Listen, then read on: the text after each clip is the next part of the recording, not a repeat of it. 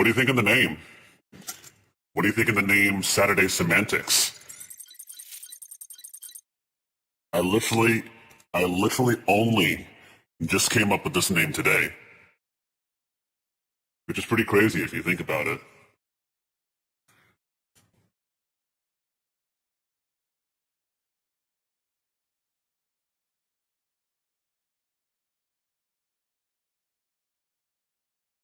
It's kind of pretty silly.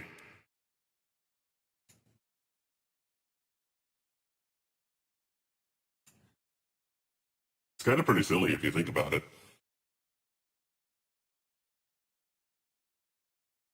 Especially since it's now a part of, in a way, trying to take the streaming gig a bit more seriously.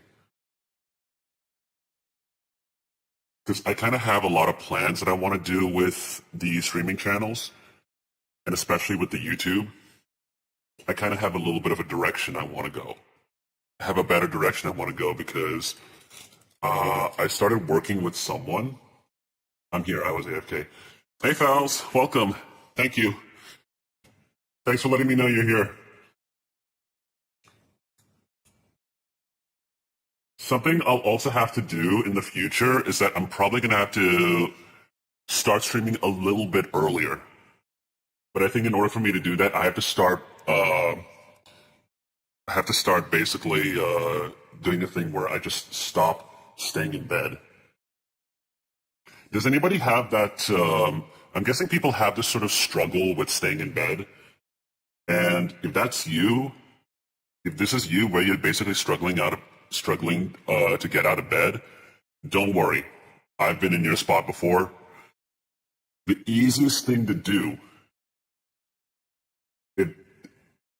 even if you sleep 5 hours, 6 hours, if you didn't sleep enough, the one thing I have constantly had to get people to do, and I recommend this a lot to other people, is to be stubborn.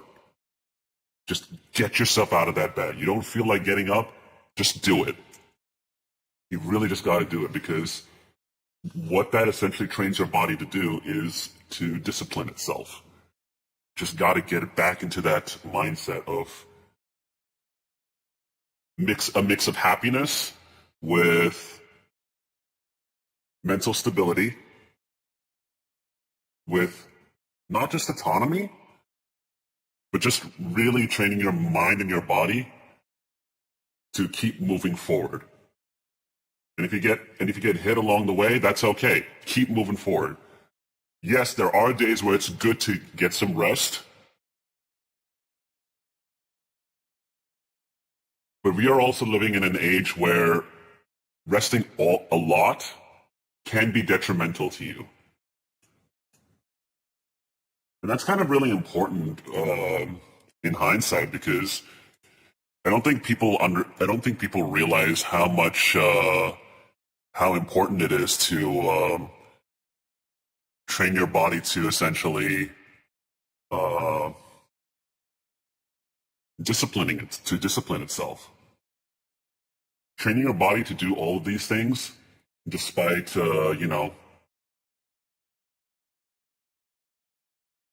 training your body to do all of these things, even though it's kind of like there's something in your mind that's training you to not do it, it's hard to fight past that. And I get it, it's pretty tough. That's kind of what I'm struggling with right now. But it's not entirely bad. I am making it work. With that being said, I am also taking things a lot more seriously, especially with the streaming thing. Because I think I had to start looking towards consistency, which is something that I've struggled with when I first started getting back into it, because I think my mindset at the time was sort of not just developing the character, like what you're seeing in front of you right now, the character that you're seeing in front of you. I think what's really important is consistency, and also people should see who they're dealing with here. And I think that's like one of the most important things that I've been neglecting for a long time. For the past couple days now, I've been speaking with a friend of mine. A friend of mine has been giving me some tips on what I should be doing going forward, streaming-wise. And suffice to say, I think I was doing things wrong for a good while, especially when they looked over my analytics.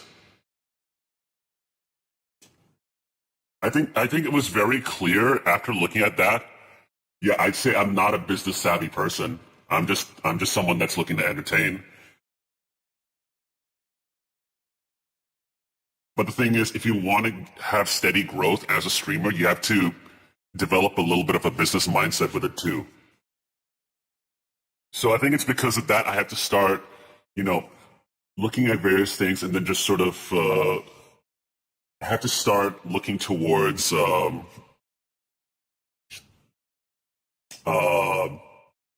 going forward. I have to start, reorganizing some things. I have to start making some savvy changes going forward. And it's scary. It can be scary at first. I think it's good that I'm essentially getting all of these thoughts out because I think this was sorely needed. I had to basically start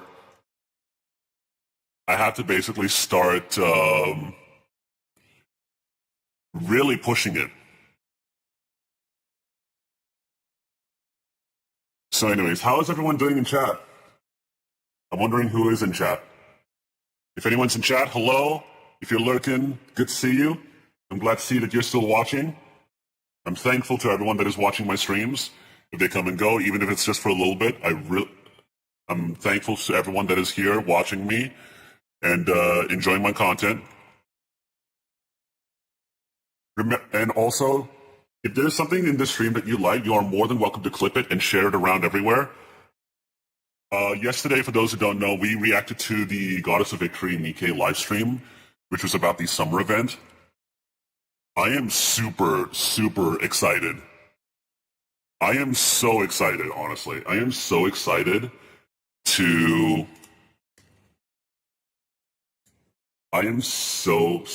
for Siren's costume that's coming out.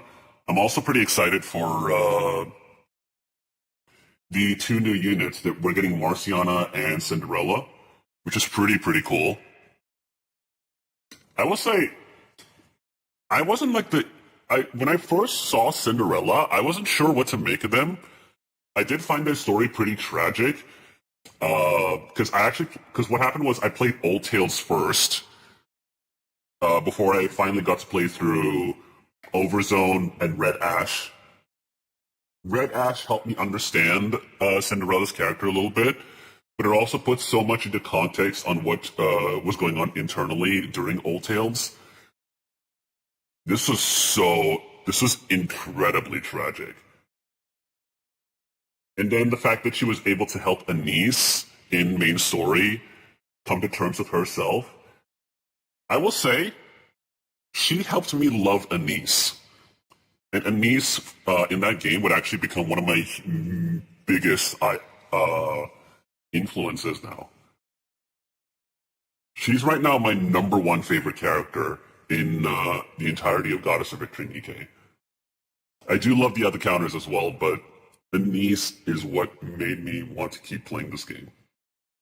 Because again, you have to understand, before then I actually hated Anise. I hated how she was acting and all that. But the more the story progressed and I was seeing her progress to that point where she had that conversation with Cinderella, to that journey that she would undertake in the future chapters, to her ultimate transformation, I don't know why, but I found that so inspiring. And then after Be My Star for the 3.5 anniversary happened, I fell in love with that character. I fell in love to that point where I consider her one of my biggest inspirations today. And I don't think I've ever had an inspiration like that ever since Chester Bennington. Lore for anyone watching, I've always said that Chester Bennington from Linkin Park was my idol. he was my biggest ideal from childhood. And I think when I heard that he passed, I think some part of me just died with him for a good while. And then, a couple of things happened after that where, I'd have that taste of losing a best friend to the same demons that Chester had in my personal life, which is tough. It's incredibly tough. And I think for years, I've never really recovered from that. It was only until recently where I started finally coming to terms with that. Mental health is tough. It's as they say, nobody likes mental health when it gets ugly. So in a way, it's kind of like, it really does feel like fighting with that type of mental health is scary. And I think it's okay for me to be somewhat open with that because, as people don't know, I'm fine. I am fine. I am completely okay. I don't think I've ever been as happy as I've been in the last couple of years. I've had moments here and there where I do feel some sort of sadness, but I promise I'm okay. Right now, I am okay. And I will continue to be okay. And I think it's important to at least address that. So, I kind of have a couple things I want to do today. There is some VTuber news I want to go over today. Literally just before I went live, I was talking with Mild. Over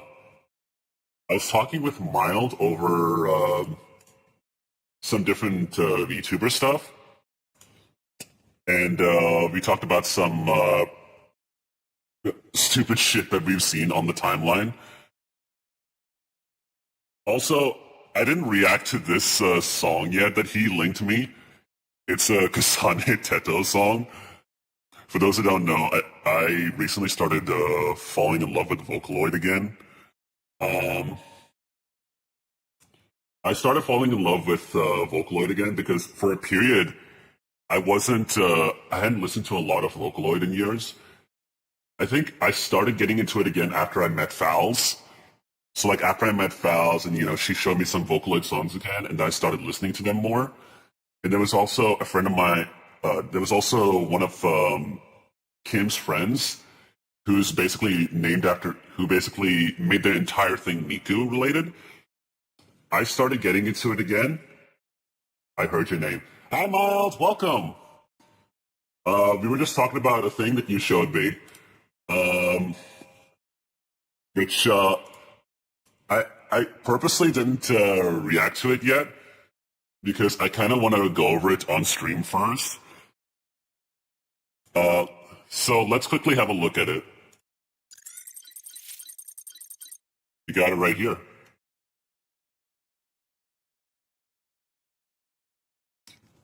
I definitely waffled on for quite a bit, just talking about mental health stuff. So I got sent this. I didn't react to it yet because I wanted to see it since I was planning on streaming today. Hold on, I have to make sure.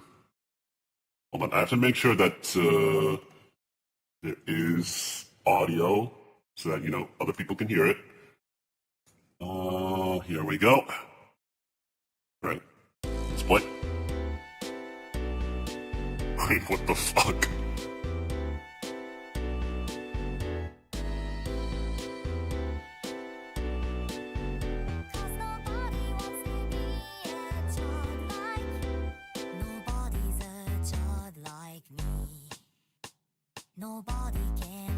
Shout out to all my chuds in the chat.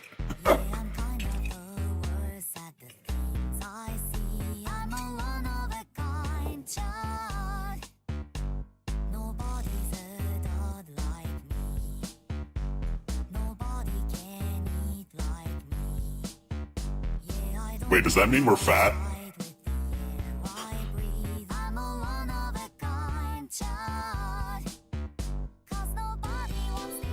Billions must cry.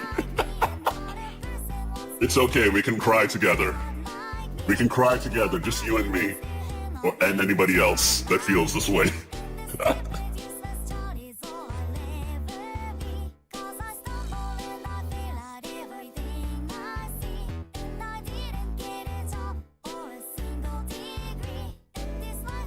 Oh God, I felt that. The funny thing is, okay, I have to ask a question. Is there anybody that out there that got their degree, but with that degree they were never able to get a job related to that degree? I I literally gotta ask this. Is there anybody out there? So you got your degree from university, right? You basically accumulated student debt. You have, so Faust has too, right? Okay, were you able to get a job related to those degrees? I gotta know this. I want to know if anybody else has had that moment where they got their degrees, but related to those degrees, we never got a job related to it. Nope. And God, how is it we feel this so hard? Okay, so it's not just me. I'm not crazy. No fucking way. So here's the thing. I got 2 degrees related to media and animation. In hindsight, those are probably the most useless degrees you could probably end up with. And because of that, for a while, I worked at a KFC for at least 1.5 years. And then I did some odd jobs here and there. But after that, completely jobless. Completely jobless. Right now, I do not have anything. And nobody has been hiring me. It is so sad. So it's not just me. Oh my God, I feel so fucking validated because for the longest time, they've always been telling me, hey, it's so easy to get a job. It's so easy to get a job. I'm not crazy. Oh my gosh.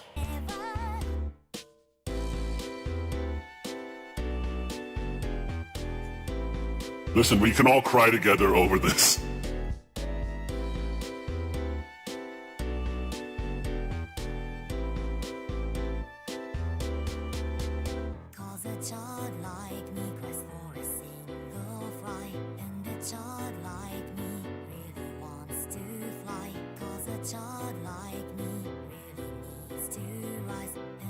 Yes, we all need to rise together, my friends.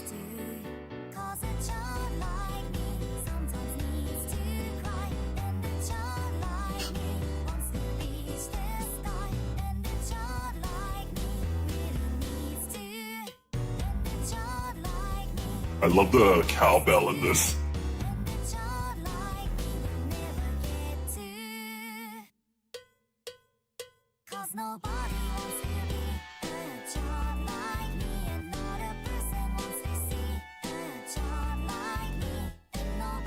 Oh, fuck.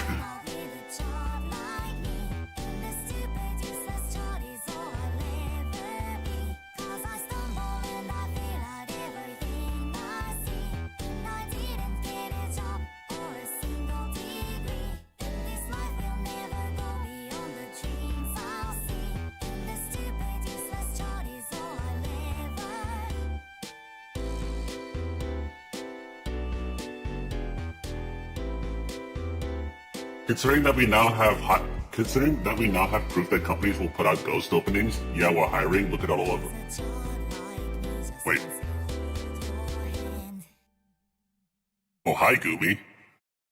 Considering that we now have proof that companies will put out ghost openings. Wait. Oh yeah, that's right. I remember we talked about that. Bro, considering the fact that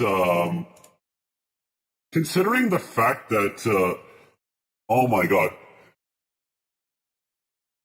It explains so much why people don't exactly get hired after so many years because of those ghost openings. It's such bullshit.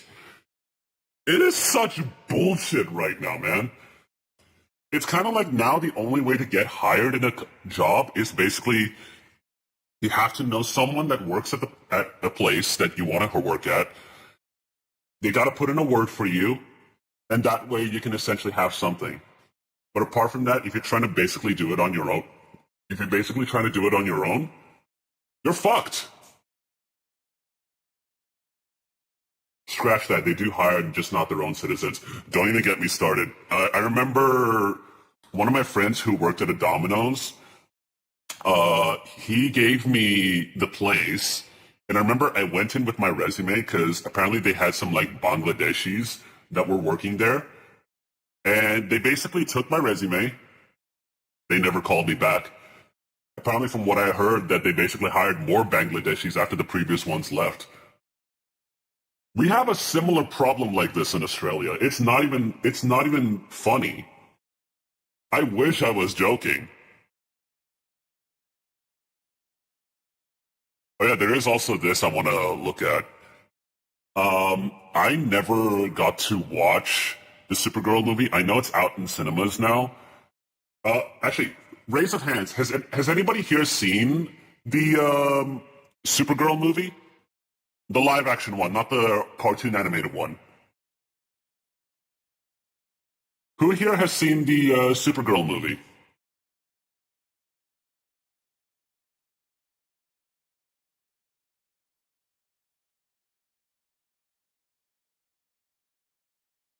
Judging by the silence, I'm assuming not everyone.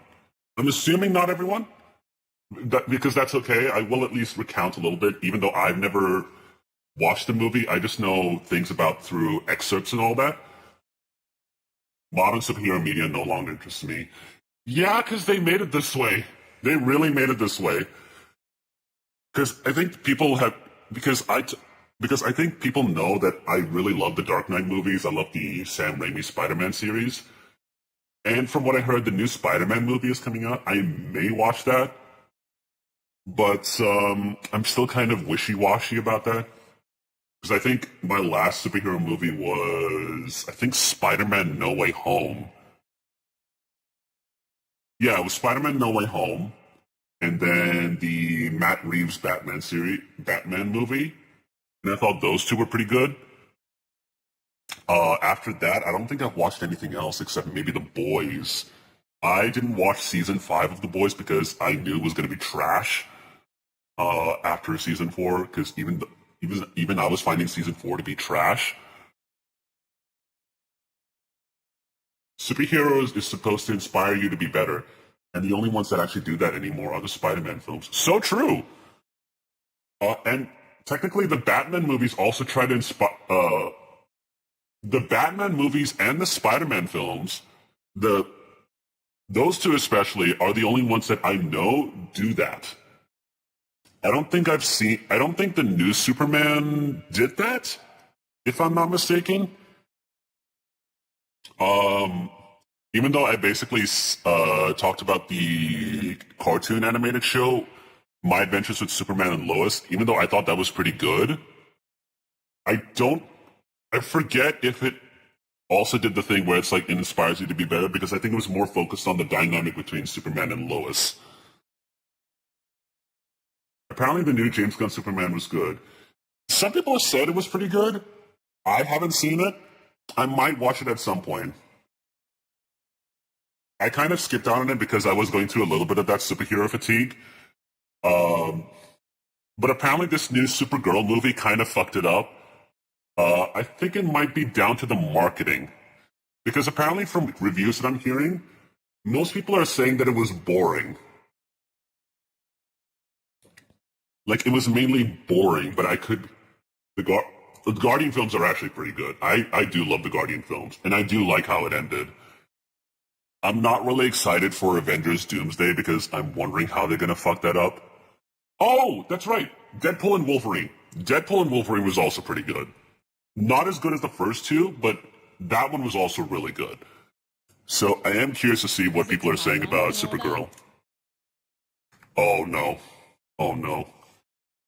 We're off to a great start. We're off to a great start. Virtue signaling. Because it's Pride Month and all that, and I think that she's a really great representation of what a modern woman can be. She can be strong, she can be tough, she can be messy, and I love how this film doesn't center around any sort of love. No, really, who could have seen this coming? Hi, my name is Sydney. Welcome back to hell. Well, baby birds, I definitely Yes, we're back in hell. Discussing this film again, but What the fuck is that dress?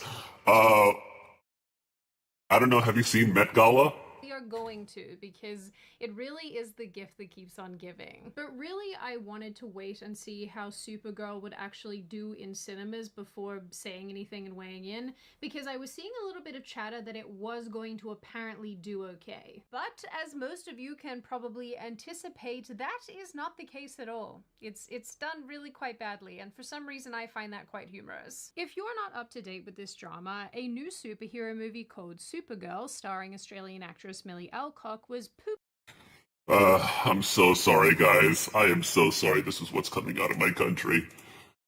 It's okay. It's okay.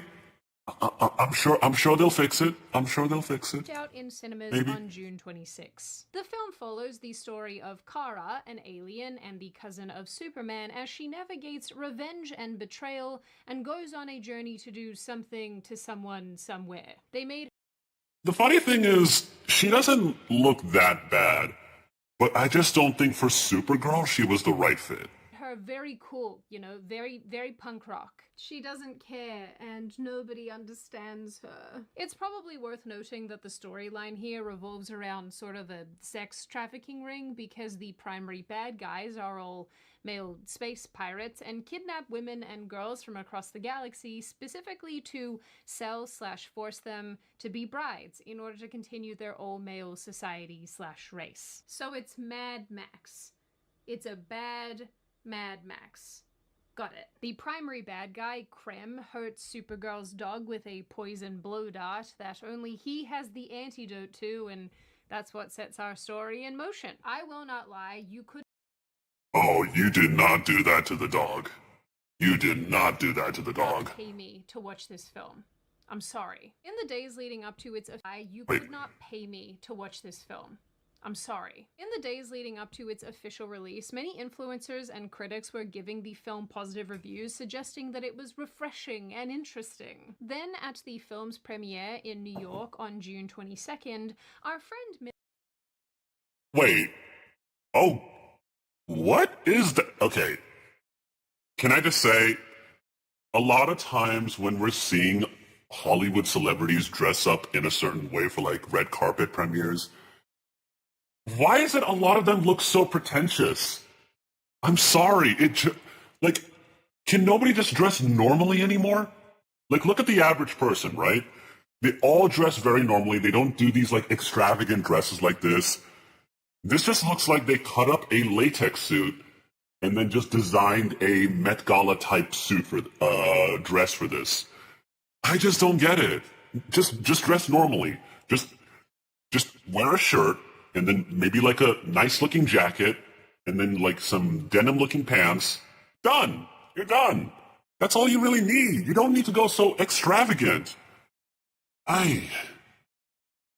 This is why nobody likes the rich. got back in front of reporters and started saying some more things about how her character could beat up Superman. Who's gonna win, you versus Superman? I'm gonna win, but it's because he's gonna let me win. No, Superman's gonna win. What are you talking about? If this was an unbridled fight, Superman would win, hands down. Because he is. And that's just his character. Yeah. But you're also stronger, But I'm stronger. objectively. Objectively stronger, Yeah. so I'm gonna win. No. Now, in honor of Pride In the Month, comics history, that is not the case. Of a modern woman and a positive figure for the LGBT community. Well, okay. Have you heard from the fans, specifically from the LGBT community, about how they've been able to relate to your character? I'm just. I always hated when Superman wins from experience, right? Historically in the comics, Superman would win against Kara. Historically. Remember, in the comics, Kara Zor-El, Supergirl in this case, usually in a lot of iterations, she would be mentored by Superman. So realistically, in a fight, if those two were to fight, Superman would win. Not just in terms of raw power, but also from experience. But can she beat Goku? Fuck no. Wait. No, wait, yes they would. Okay, no, really thinking about it, I'm just thinking about, that age-old debate where Superman versus Goku, I think, I remember from like an earlier death battle, when I used to watch the show, the common theme is that Superman, in terms of raw power, would overshadow any form that Goku would achieve. And I think that even extends to Ultra Instinct. I could be wrong. But historically, I think in terms of raw power, the Kryptonians, so I think in this case, Superman, I don't know about Supergirl, would win against Goku, if I'm not mistaken. But I got distracted from this. I did get distracted from this. I always hate when interviewers ask these specific types of questions because are they aware that asking those particular questions is going to stir up some controversy online? Part of me thinks yes. They know if they ask these types of questions, they're gonna basically shoot these celebrities in the foot. Now that I think about it, this sounds like a huge psyop. Had a few people ask me about her because it's Pride Month and all that, and I think that she's a really great representation of what a modern woman can be. She can be strong, she can be tough, she can be messy, and I love how this film doesn't center around any sort of love, it doesn't center around romance or anything like that at all, and she has such resilience that I think that community is a community that is so resilient, and they can really relate to that in the... Wait, hold on. So, I need to hear our answer again because I don't think I understood that. A few people ask the LGBT community about how they've been able to relate to your character. I've just had a few people ask me about her because it's Pride Month and all that, and I think that she's a really great representation of what a modern woman can be. She can be strong, she can be tough, she can be messy, and I love how this film doesn't center around any sort of love, it doesn't center around romance or anything like that at all, and she has such resilience that I think that community is a community that is so resilient, and they can really relate to that in the... Millie, I am genuinely asking you to stop talking. Just lips closed. No more. As a total... Yeah, okay. Like I said, when interviewers ask these type of questions, they're basically trying to lead the people being interviewed into a trap. Because I think they're aware asking these type of questions, and if the interviewer answers in that specific way, they're gonna get flamed. They are gonna get flamed. Jesus Christ, she looks like a descendant of the Habsburgs. Is it bad that I don't know what that is? Yeah, all the supers can beat Goku. Okay, yeah, so I was right. Yeah, the point was Superman can't exactly be beat. He'll always win no matter what. The only time I remember he ends up losing was against Doomsday, but that's because he basically fought what is essentially a Kryptonian Frankenstein's monster. Total aside, it's actually quite depressing that this is how Hollywood defines modern women. Messy and bad, no romance, no love interest, framed through LGBT representation at every opportunity. I'm tired, boss. Anyway, no matter how many positive influencer reviews were coming to the forefront here, it just wasn't enough to stop what was to come, because actual critic reviews have been absolutely brutal, and the early box office numbers that we are seeing are probably on that same page as well. According to several outlets, the film did $18 million on its first day, which includes previews. Ouch. That's actually pretty bad. Now, okay, so it's saying, so $18 million on its opening Friday, including previews at the domestic box office, and it's supposed to be eyeing an $37 million and $42 million opening weekend. Hold on, what was the budget for this film? Supergirl. 26 film. So the budget is between 170 to 186 million. Wow, and it only made 29.1 million box office right now. That's pretty low. That is pretty low. But it was released recently, so I'm assuming that number is going to change.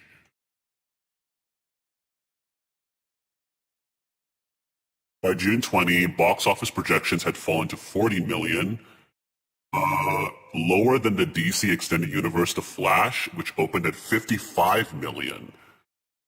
On June 24th, it was expected to earn 47 to 50 million in its opening weekend, but the film made 13 million in its first day and 7.8 million on Thursday night previews. That's pretty low. That is pretty low. And apparently the film needs to have a break-even point of 315 million worldwide after accounting for the net budget and excluding marketing costs. Yeah, something tells me it's gonna lose money. That's actually a shame. I had high hopes for James Gunn helming the DC universe, but I think we have to also understand which company is he working with right now. Is from 2 other days, and it is expected to do overall 42 million at the top end or 37 million during this opening weekend at the bottom end. Apparently, some outlets are also reporting that the film is bombing insanely internationally. Also worth noting as well, the hope is that the pig clears 80 million in its global launch at 46,000 screens in 77 foreign markets. China and Japan are part of the offshore suite opening today, with France and Belgium barring next weekend. Domestic opening forecast to cool from 50 million to upper 40 million for the feature production, which I'm told cost 170 million, but others tell me net 186 million, which we just saw on the Wikipedia entry page. The Habsburgs were a royal family throughout Europe, known for inbreeding so bad that developed a shitload of health problems. You can even find paintings of them online. Look up a picture of the Habsburgs and put it next to that actress and tell me she doesn't kind of resemble them. Okay, let's have a look. Am I going to regret this? Let's see. Habsburgs family. Right. Images.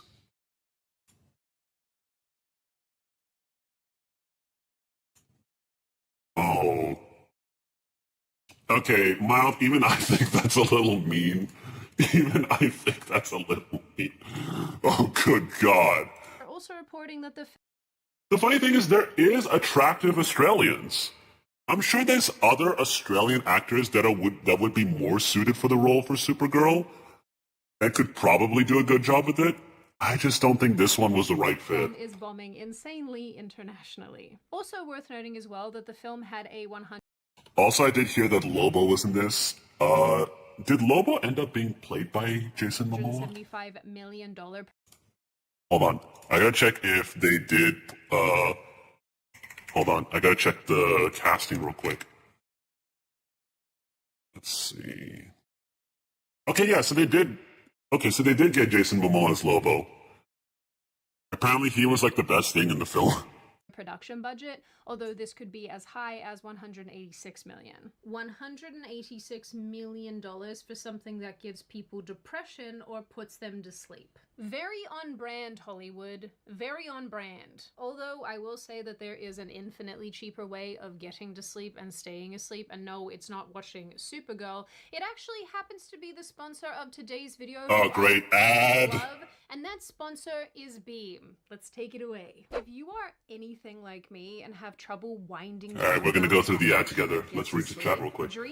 I'm not saying that she has all the traits, just that they're there. Practically I mean, everybody sure. that I know has some issue falling asleep, be it stress from life, too much screen time, their brain just won't shut up. I mean, it's just there. And again, considering that there is actually attractive Australians, I still don't think for this role she was the right fit. There's probably some other roles out there she could have probably have done. I just don't know what exactly they felt when during the casting of Supergirl, what they saw with her. Maybe they saw something I didn't. I don't know. And I really mean that. But I just don't see it. And also, they really need to do a better job of teaching these of teaching these actors what to do in interviews. They really need to train these people. I swear to God, because it's so easy for interviewers to lay out trap-like questions, and they expect them to answer it in a certain way. Because this is why these types of situations keep happening. Because they keep shooting themselves in the foot like this. It's always so annoying. If they want any ounce of respect, they really need to train these people better on what to do in certain interviews like this. I swear. Of great ingredients like reishi, L-theanine, magnesium. It also has melatonin-free options if you're sensitive to it, but you can also have melatonin. Also, I will say, no disrespect to the sponsors. Sometimes I feel a lot of these sponsored ads, they're advertising products that are pretty overpriced. So if you are ready to finally get Because I'm sure there's cheaper options out there that are just as effective as these products. up to 42% off using Just saying. my exclusive You can prove me wrong. Click the link in the description box or go to shopbeam.com/SydneyW and use code SydneyW for up to 42% off with Beam's 4th of July sale.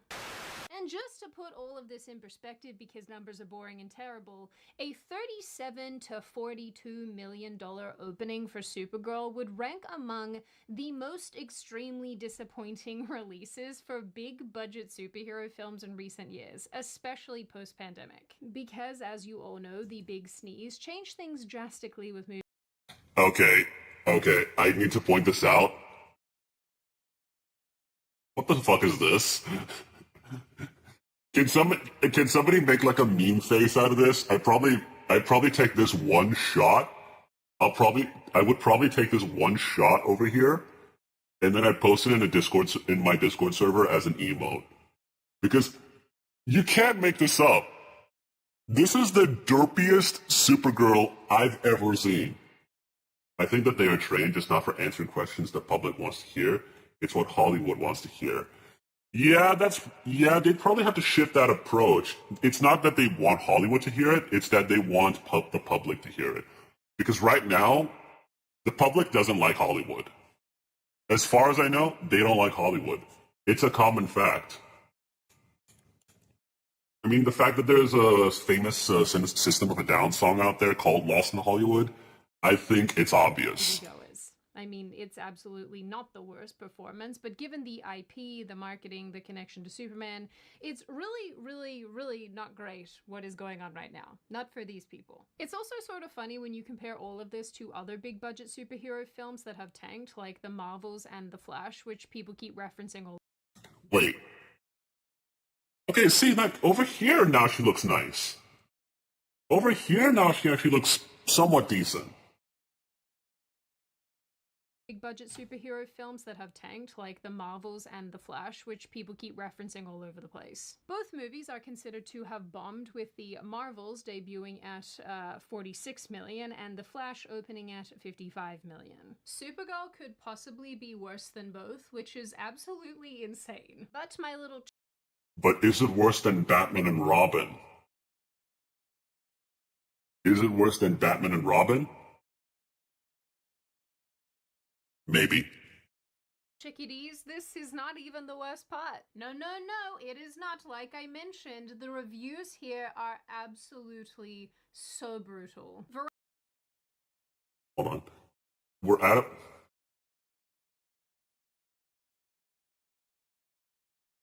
If you don't cater to Hollywood politics, you get blackballed. We're actually at a point where Hollywood doesn't even try to hide their contempt for the average person. Yeah, I mean, look what happened to Brendan Fraser. Because I think Brendan Fraser, for a good while, was blackballed by Hollywood. I think until he got that award for The Whale. I could be mistaken. Variety magazine, which I'm sure a bunch of you are familiar with at this point, they have covered Millie Alcock a ton, published her interviews, yada yada. Well, they put together a review of this movie, and it is It is nothing if not scathing. Supergirl review. Millie Alcock takes charge in a dystopian superhero movie so flat it is super horrendous. The little teaser line here, which I love, says, "It's got a terrible script and a punk rock attitude of corporate pretension." Wait, punk rock? This is punk rock? I kind of classify it as grunge more than punk rock. Oh, who could have seen that coming? Not me. This review basically tells us that anything that calls itself punk rock is actually cringe, and the second you call anything punk rock, it has ceased in that moment to be punk rock, and has instead become lame. And unfortunately, this is a movie that is very much self-styled that way. Did I not tell you? Brendan Fraser got blackballed for a different reason. Wait, really? I know he was blackballed from Hollywood for a bit, but why was he blackballed then? You guys recently that Millie Alcock running around telling everybody that she was inspired by Vivienne Westwood and random Australian indie bands was gay? The 90s version of gay, not the men kissing other men version. One designer that inspired me for playing Kara. Okay. When I said normal-looking denim jeans, that's not what I meant. That's not what I meant.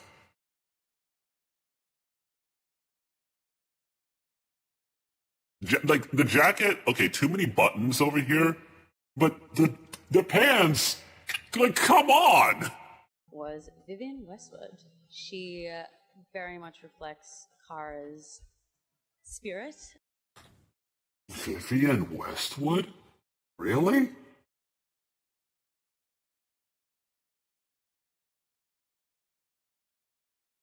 Girl, what kind of crack are you smoking? Can I have some? Brendan?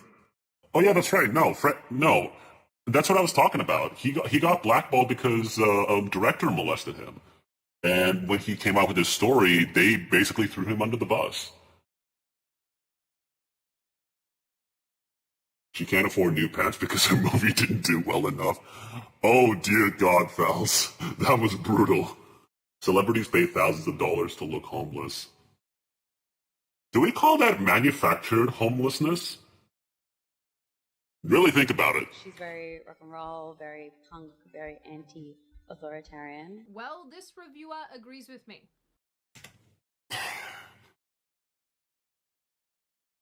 The whole thing about punk rock is that it's not anti-authoritarian. It's anti-corporation and anti-government.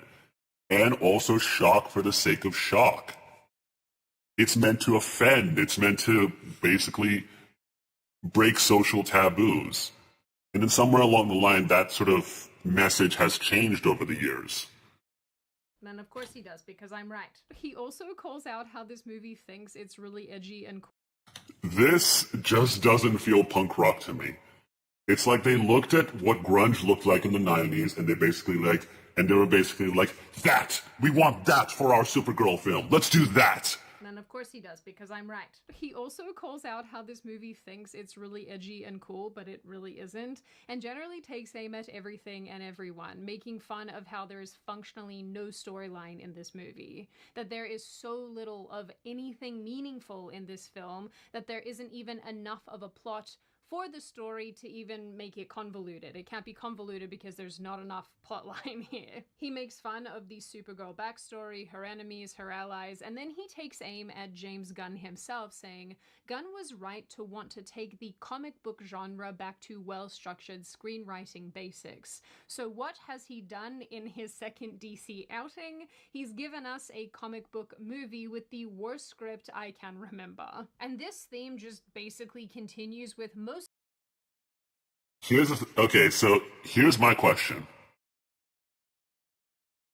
What are the chances that this was not a James Gunn decision, but rather a Warner Brothers decision? What are the chances that this was a Warner Brothers decision, not a James Gunn decision? Because really think about it. James Gunn is heralding the new DCU right now. But something tells me he still has to answer to the executives at Warner Brothers. They still call the shots. Because if James Gunn had more full creative control, I assume he would not have approved of this. Remember, they tried to cancel James Gunn. They did! They did! Something tells me they probably are still holding that over their heads. To which, if I was James Gunn, I would have been like, why do I still answer to these freaks? Other reviews that I've read. Reason published a review titled, Supergirl is a bafflingly grim, violent, and depressing take on a superhero movie. A drunk, depressed young woman fights personal demons and an interstellar sex trafficking gang. Isn't this supposed to be fun? Well, that's the thing, Peter. You'd think so, but no. Films like this, which are apparently supposed to be for little girls, because they keep telling us that this is a movie for young women and girls, are supposed to be depressing and sad and terrible. Because apparently this is what modern women want. Suffering. There are going to be a lot of little girls I who know, see this. and that's really gonna Yeah. get me. That's gonna be the thing that I'm like, Anyway, this review explains that while it wasn't the best movie ever made, James Gunn's Superman was at least charming in its own way. Supergirl, on the other hand, is, quote, dark, depressive, and dull. Supergirl is such a thoroughly grim and charmless picture that it almost plays like an in-universe rebuke to its predecessor's lightheartedness. That's also kind of a really backwards thing as well, because realistically, think about it. Superman was decent because it at least was trying to give audiences what they wanted, and they basically saw that and they decided to basically screw him on the next film, and they just made it boring, like just numbingly boring. Hollywood was 100% upset by the fact that they couldn't, so they're going to get in the way of any creative situation he makes. Probably. I really would not be surprised if they're basically sabotaging him from within. Because Hollywood is that petty. It's a downer of a movie in nearly every way. Oh, but this review gets even This is also why, when it comes to Hollywood, I don't think anybody has a lot of respect for them anymore. Especially when celebrity culture is now basically getting flushed down the toilet day by day. It even extends to other, famous celebrities, like even in the music industry and all that. The whole thing plays like a fourth-rate Mad Max ripoff, but without the pedal-to-the-metal action sequences or the single-minded vengeful fury. It's not fun. It's barely even righteous. It's just miserable. At one point, Supergirl flat-out murders a guy by pushing a giant sword through his neck. Somehow, I suspect even Zack Snyder would be appalled. This reviewer seems genuinely disturbed by the things he saw in this movie, and he basically spends most of this review asking, who on earth signed off on these decisions? Again, Warner Brothers. Really think about it. Warner Brothers. I think it is worth saying that you have to remember that Millie Alcock herself and other people kept saying that this is a movie for young women and girls, and I want to know who is taking their kids to see a film like this. Who is allowing their children to see people getting stabbed in the neck? Realistically thinking about it, there's also the chance that kids can also sneak into an R18 film, because that was something that they were able to do back in the day.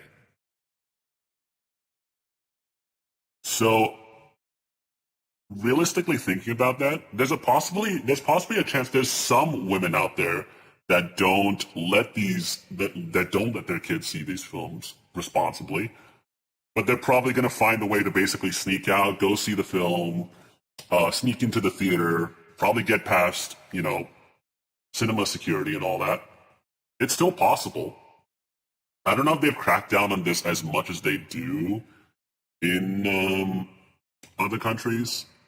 I know for Australia, they do basically CID. But I don't know what they do in regards to supervision stuff, especially for like R18 films. If it's an MA15 film, they're probably not going to care. But also, if they saw a scene like this where a guy was basically being stabbed in the neck by a woman, what are the chances that's going to radicalize them? I don't like to think about that ever, but it's possible. But then it's going to get into the whole, ooh, if you're going to say that, then video games cause violence debacle. And it's like, we don't need to go over that again. Cancellation tactics don't work anymore, so you know what we're going to do? Make it difficult for you to get anything done. Likely, that's what they're doing. I think this is the most likely thing that they're doing. Because realistically, think about it. Is Hollywood still getting sponsors? My mind's telling me yes. And basically, those sponsors / investors are telling them, this is what you need to do in order for your industry to thrive. That's basically what we're seeing now. And these same investors could be extending it to other parts of everyday lives too. Who is doing this? And this is why a bunch of people, me included, have been asking this entire time, who is this movie for? Who is this made for? Because it's not. That is a good question. In my travels of the internet, I saw very, very few reviews that actually gave the movie any sort of credit. Most were appalled by what was being shown on screen, or could not understand how anyone thought this plot and its. I'll tell you which women let their daughters watch movies like this. The one who chose the bear. What the fuck? Fouls.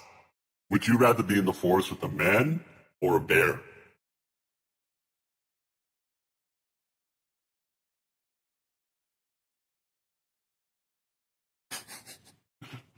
Let's hear it, Fouls. Would you rather be in the forest with a man or a bear? Man, see, there you go. Oh my God, Fouls is a chud. Everybody run! I'm just kidding. Scenes were ever a good idea. A handful of reviewers tried to compliment Millie Alcock's performance personally, but I think this was more so in an effort to save face, I guess, rather than because there was anything positive to say. I also get the impression this was an effort to defend her personally in some way, trying to separate her performance and her character from the stale plot and horrible writing that audiences are currently slamming. For instance, while acknowledging that Supergirl lacks originality and depth in its plot, even calling it an uninspired slog, The Hollywood Reporter framed Millie as. What if it's a gay man, then it's a man and a bear? Wait, what? Oh, I get it.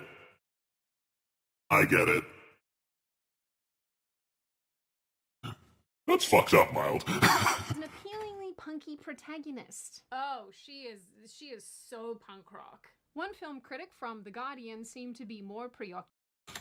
Buddy, she's not even Kurt Cobain. So punk rock. One film critic from The Guardian seemed to be more preoccupied with Supergirl's name than anything else, as he questioned why her more famous cousin gets to rock the mature Superman title while she's left with Girl. There is already a Superwoman, and there's actually even a Wonder Woman. Please just shut up, Peter. Anyway, besides the 5 people who liked Millie Alcock here, apparently it's really jarring to have such an utterly depressing superhero. Wait. Oh yeah, because they had Supergirl earlier in this movie, and she looks fine here. So what happened? Juxtaposed next to Superman, who pops up a few times during the film, who is trying to be positive and chipper. It's what I'm gauging for what these people have written. And these two side by side apparently only highlights how utterly bizarre the whole thing is, all these sequences are, so, you know, there's that. I pointed this out in my first video about Millie Alcock, but even Grace Randolph, who is a YouTuber that most of us would disagree with on most topics, has weighed in here, and she's weighed in negatively. Her first video was to say that Millie Alcock's. Oh, Grace Randolph. For those who don't know, Grace Randolph is crazy. I remember seeing her reviews quite a bit on DC for a good time.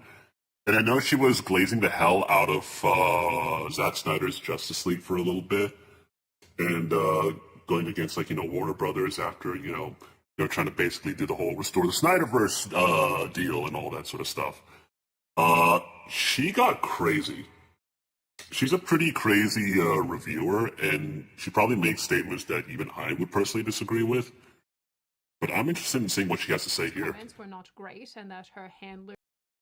Really? Why does that say Rachel Zegler? Doing a better better job, but this time it was to give a review of this film where she actively said that she was looking forward to the next Superman movie and wanted to forget whatever garbage this was. She discussed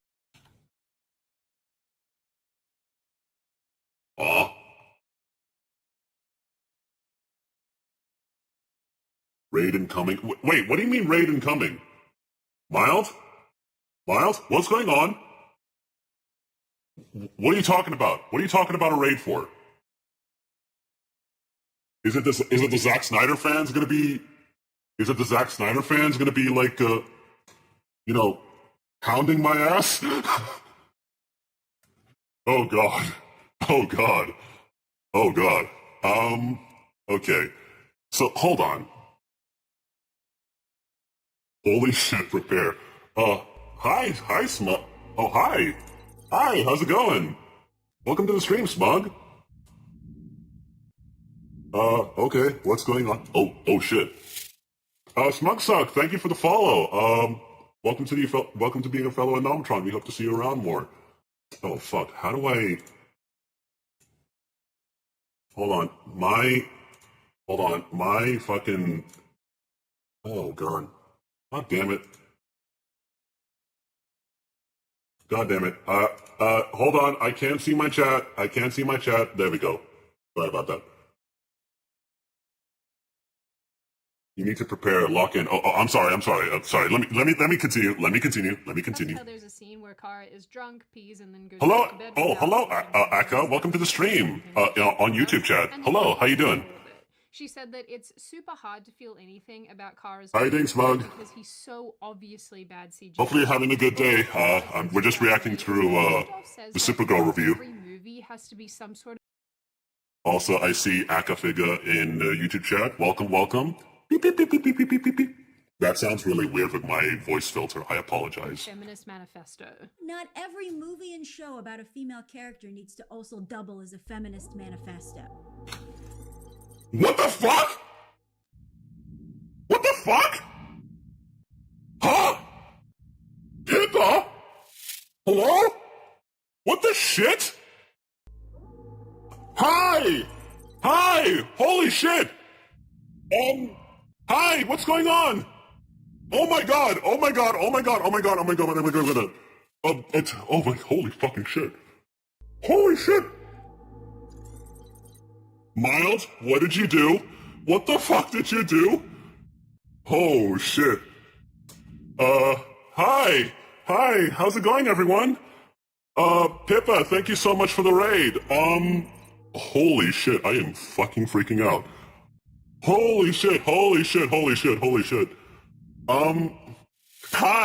how's it going, guys? Hello.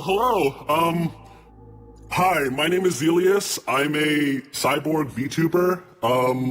We're just reacting to the Supergirl video, which is about, we're just reacting to the Supergirl movie, and, oh my god, I cannot keep up with the follows. Holy shit. I cannot keep up with the follows. Holy shit. Thank you, Smugsuck, for the follow. Joey and NCR Faithful, Ribs Zen, Kaiju Corner, Havok Raven, Murder Death Kill 1, Restlessness, Kenny Koda, Hissing Badger 67, Umbral Disc, Chonghua, UNSC Saratoga, Icon of Evil, Solemn Moose, Evil Bastion, Barraclow, Doggy Feed BB, Death Club 582. Thank you so much. Enable raids. She couldn't raid you on YouTube because of that. Oh, I didn't realize. I'm so sorry. Let me, I'll just quickly, I'll make sure to enable it real quick. So sorry about that, guys. I am freaking out so hard. I did not expect this to happen. Holy shit. Oh my gosh. I mean, can't Supergirl just save the... Hold on, let me just, oh my gosh. It's still, holy shit. I am just freaking out right now. I am 100% freaking out. I'll go enable raids on, YouTube real quick. I did not even realize that's a setting you have to activate. Let me just go to my YouTube real quick. Let's see. Let's see. YouTube Studio. Don't worry, guys. I'll make sure to enable. I'll make sure to enable raids. I do apologize. How to enable raids on YouTube. I will say I have not used YouTube as much. Okay, yeah, so settings, channel, and settings. Is it the community tab? Where is it?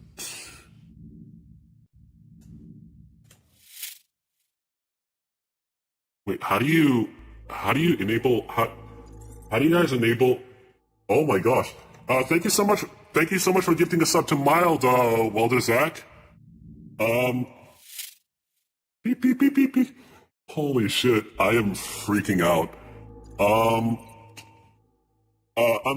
god.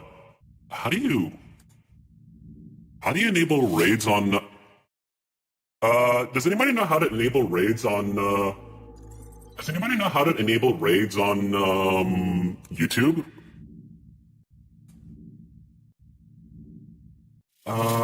Where is the setting?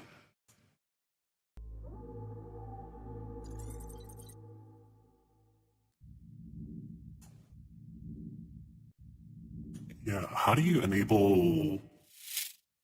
I know that after stream could accidentally show info. Okay, yeah, you're right, Red. I have it opened on a separate tab, so I made sure nobody's going to be able to see that. But anyways, alright, we'll continue the video because I have some more things to say. Day. I mean, I'm fine with messaging, and I'm okay with movies. I think Barbie balanced things very nicely, but again... Oh my god. Okay. My thing about the Barbie movie is that it's not exactly good. When I first saw the Barbie movie, in theaters, I actually saw it in, IMAX, funnily enough. And, it was pretty shit. Make sure you all behave or I'm showing up at your house. I already have your locations and will drone strike you. Holy shit. This is a non-spoiler review, but just to give you a little bit of an example, they shoehorned a subplot in here about trafficking underage girls. That not only is not from the original comic, but that it's lifted directly out of Mad Max. Like, directly. Like, how did you think you could do that? And it doesn't do the movie any favors. It just makes it too heavy-handed, too eye-roll. Like, and also it reminded me a little bit of Black Widow to a degree. I can turn it up. You know, I'm going to mention it later, but Millie Alcock was like, I didn't watch any female superhero movies to prepare for this. And you're like, maybe if you had, you would have noticed you were copying quite a few of them. Listen, when the people who have advocated for feminist storylines are suddenly switching it up and saying that not everything needs to be a feminist story, you know you've gone too far. You know you have fallen off the edge of the cliff and there is no returning. I actually saw one tweet about this exact issue that just went even harder. This person wrote, Supergirl is such feminist slop. She's fighting a race that is male only. How does a male only race even evolve and continue to exist? They need to kidnap women in the film to propagate their race, so they can't reproduce without women. It is completely oxymoronic and biologically implausible. Sorry guys, I have to fix what this person's written because it's not written for speech and I don't even think that's a complete sentence. Anyway, the tweet goes on to say that the screenwriters wanted a way to make all the men into evil, people. Just let me know if the volume is good.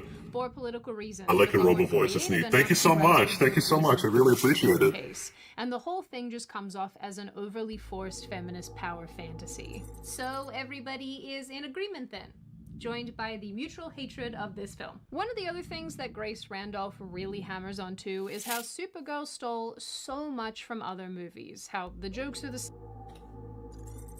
oh my gosh, there's so much more. Thank you so much for the follow on Kick, Welder Zach. Also, thank you so much, hold on. We got So Not Funny, Star Bandito, Welder Zach, Bobby Munkers, Team Lucian 321. and The Unseen Assassin, and Zach Strife, and Endless Sky on following on following on Twitter. Fuck. Following on Twitch. Fuck me. Thank you so much for the follow, guys. Welcome to all of you being fellow Anomatrons, and thank you so much to Pippa and her community for coming in to sharing the love and being fellow Anomatrons. I definitely am willing to stream a lot more. We hope you stick around for more. We will definitely make sure there will be more content coming across your way. Same, the sequences are the same, even the plot points, and you could have just copy and pasted these scenes and whatever from other movies into Supergirl, and there would really be functionally no difference. So with all of this in mind... When did this movie come out? The movie came out in June 20... I think the movie recently came out on June 22nd, 2026. So this was recently. Yeah, it's already out right now. About the last week, I thought about seeing the movie, but then the reviews essentially came in, and I didn't think it was worth it, honestly. It's just really not terribly surprising at all that the more that people watch this movie, the Garbage Baby, thank you so much for the follow on Twitter. What's up, fucking Twitch? Timeline, we're going to see Thank you so much for the follow. Welcome to be a fellow Anomatron. Reflect the negative opinions of the critics, so everybody will just be joined in negative output about this movie. Already we are seeing people say this movie is getting review bombed because people are leaving 1-star reviews. But wait, really? Hold on, let me see the amount of okay, so there's about 1.5k people essentially rated this film 1 star, compared to at least 1.1k rating it 10, and 1.4k is rating it about 7. So it's really a fight between 10, 7, 6, sort of a hit and miss on 8, but it seems a lot more review bombing it on 1. If I was to rate the film, I'd probably give it a 6 personally, just from what I'm hearing. Because I think my main issue is that it's okay, but I find it boring. 1-star reviews. But that is not what's happening here at all. If even the people who would ordinarily enable like more this emote on kind of 7TV. movie, and more specifically, Yeah, like, I'll definitely reinstall 7TV. Currently I'm using better TTV, not very good, but I'll reinstall that's 7TV. probably indicative of how bad it actually is. And you couple that with all of the drama around James Gunn and Millie Alcock and some other bits and bobs, and you really do have a recipe for disaster. As a complete and total aside, I found it really interesting that Variety actually published a full and probably unedited interview that they did in the past with Millie Alcock, headlining this article, "It's hard to be universally beloved. Millie Alcock goes deep on her Supergirl journey, from auditioning to tuning out toxic fans." Like I said, they obviously did this interview some time ago and used snippets of it to write other pieces, some of which I have referenced on this channel, but I do think it's interesting that they are bringing this up now, and part of me was like, I wonder if this is in an effort to sort of defend Millie Alcock, but, you know, they're probably actually just jumping in on all the backlash, given the way that they're titling all of these articles. In this interview, just by the way, Millie Alcock says that this character... What was the rating of the Superman movie before? If I'm not mistaken, the rating for the Superman movie was... some people said, I remember they said it was pretty decent, like it was really good. Compared to the Supergirl film, they think the Superman movie was better. I think that was rated somewhere around like a 7 or an 8 or something like that. Character is the closest that she's ever been to playing herself, and I don't know, I'm thinking maybe that's the problem here. I have said this a million times before, so I'm not going to rehash my thoughts again and again, but I will say that Supergirl embodies everything that is wrong with modern Hollywood. It is why everything about modern Hollywood is failing. It is no longer about good storytelling or creating compelling characters, and as a result of that, they don't even know who their movies are for. Films today, including this one, are basically just message delivery systems for politics, or they're a form of activism. They're a way of delivering a specific message and viewpoint to the people who are viewing them. Studios, directors, writers, whoever, they're not making movies for us to enjoy, they're making movies movies to drill into us whatever, ideology and political messaging is hot at the time. So basically, it's kind of like what we've been saying before, that they're trying to make films to basically perpetuate more of the culture war bullshit that is essentially happening. And even I find this mildly annoying, because I think what's happening a lot with Hollywood nowadays is that they're kind of not really at that point where they're looking to make good stories anymore. They're just looking to make, they're just essentially looking to make movies for the sake of pushing an agenda. And I think that's why a lot of Hollywood movies nowadays are essentially failing. Box checking. From what I understand, the box office for this particular movie, it's not doing very well. It's so you're right, Bobby Monkers. It's actually so easy for them to burn money at this point, because I think with the way that they're going, they have to basically go full throttle like that. Because right now, from what I'm hearing, not everyone is being respectful towards Hollywood anymore. They've basically just gone far past that point because of the amount of debauchery that's there, the amount of virtue signaling, SJWs, all that kind of stuff. It's been happening I think it's been building up for quite a while. I think it's only now that people are starting to notice the obvious. I really do think that this movie was going to fail regardless, because, number one, who actually was asking for a Supergirl movie? Probably nobody. But more importantly, there really is this... I actually wouldn't be surprised if there is people asking for a Supergirl movie. We did have one after the Christopher Reeve series, but even that one was not very good, because I think they didn't know what to do with that particular stream. With that particular movie. No worries, Zach. It's good to meet you too. I hope to see you around more. Thank you so much, and thank you so much for coming in today from Pippa's community. Tell Pippa I said hello. Oh my gosh. Of fatigue around superheroes, around these big blockbuster kind of movies, because they're never actually all that good. I don't know if you guys have noticed that. They're never that good. They hit cinemas, you watch it and you think, yeah, that was forgettable, and then you never think about it again. When superhero stories were popular, it was because they were well written, the characters were good, they were an event. They were something that you waited to come out, you went and saw it, and it actually made a lasting impact on you. These days we get one after another, after another, after another, and they sort of follow the same sort of... Kara is a cool character to explore, so I want a Supergirl movie. I don't whatever the hell this abomination is, though. That's what I'm saying. There is an audience there for people wanting a good Supergirl film. I think something recently I saw on Twitter is that people were gushing over for the animated Supergirl because they made her look like a golden retriever. And I think I've also said in the past that the Supergirl in My Adventures with Superman and Lois, she looks really good here. And I think from my understanding, there's a little bit of a culture war happening with that. But I remember I found season 1 pretty enjoyable of that particular show because it focused a lot more on the dynamic between Superman and Lois. In season 2, they kind of abandoned that a little bit because it became less about Superman and Lois. And it was now focusing a little bit more on Supergirl and Jimmy Olsen. The show itself is basically DEI slop. Unfortunately, it does lend itself towards that particular crowd, unfortunately. Like, I didn't even know about the gorilla character in the show having, like, a thing with their robot thing, because apparently in the 60s they were supposed to be, like, a team-up duo, but then in the new show they basically made them gay, and I was like, okay, and the reason why?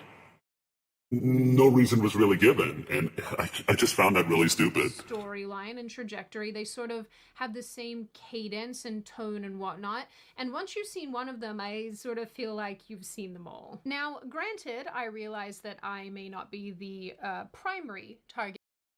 A big mistake was the story they chose to adapt it to.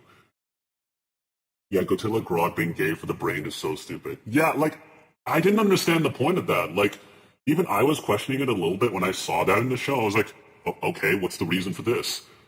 I saw someone say that animated Supergirl is just blonde Megumine.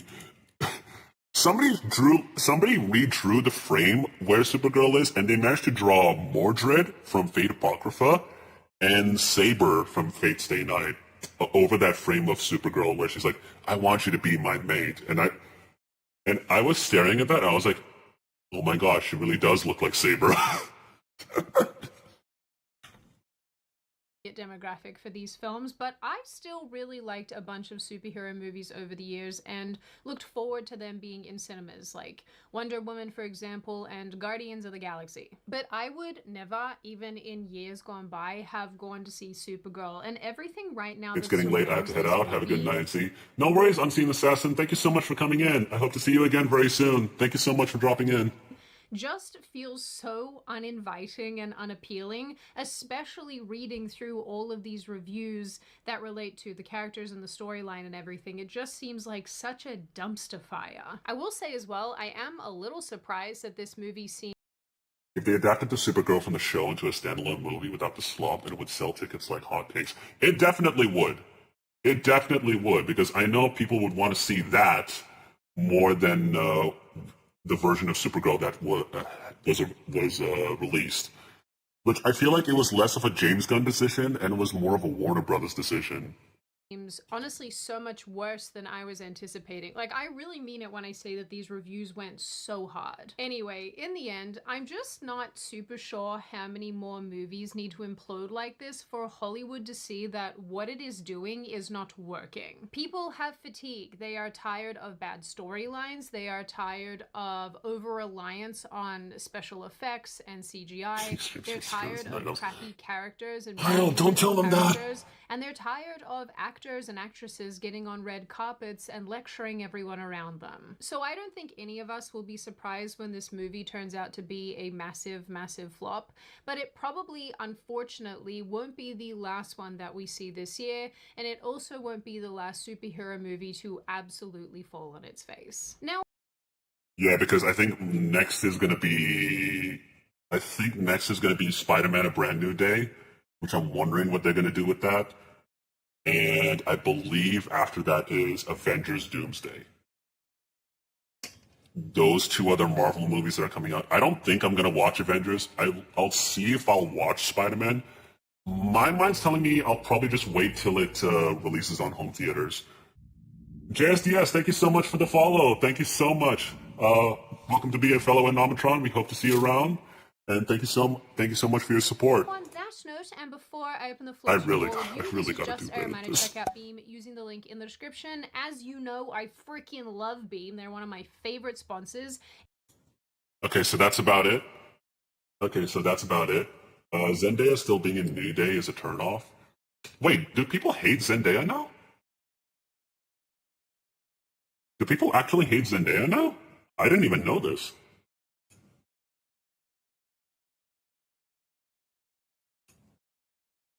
I don't remember people hating Zendaya as much. Yes, we hate her. There must be something I missed, because I didn't even realize that people hate Zendaya now. She cheated on Tom. Wait, really? Hold on. No way. I gotta look this up.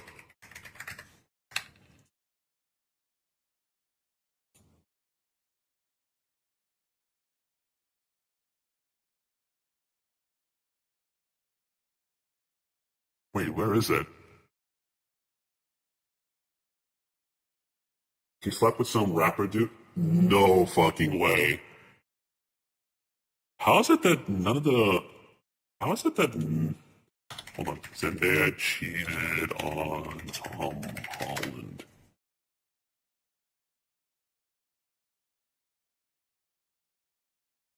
No credible evidence suggests Zendaya.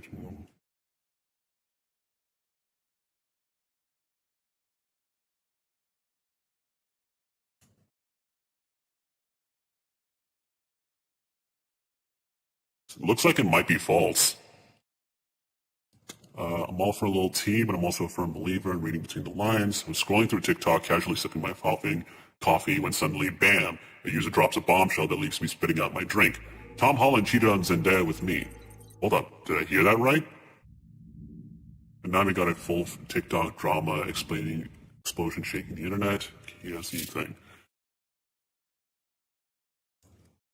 In case you're not aware, Holland and Zendaya's relationship isn't just another celebrity fling. It's been one that's grown over the years.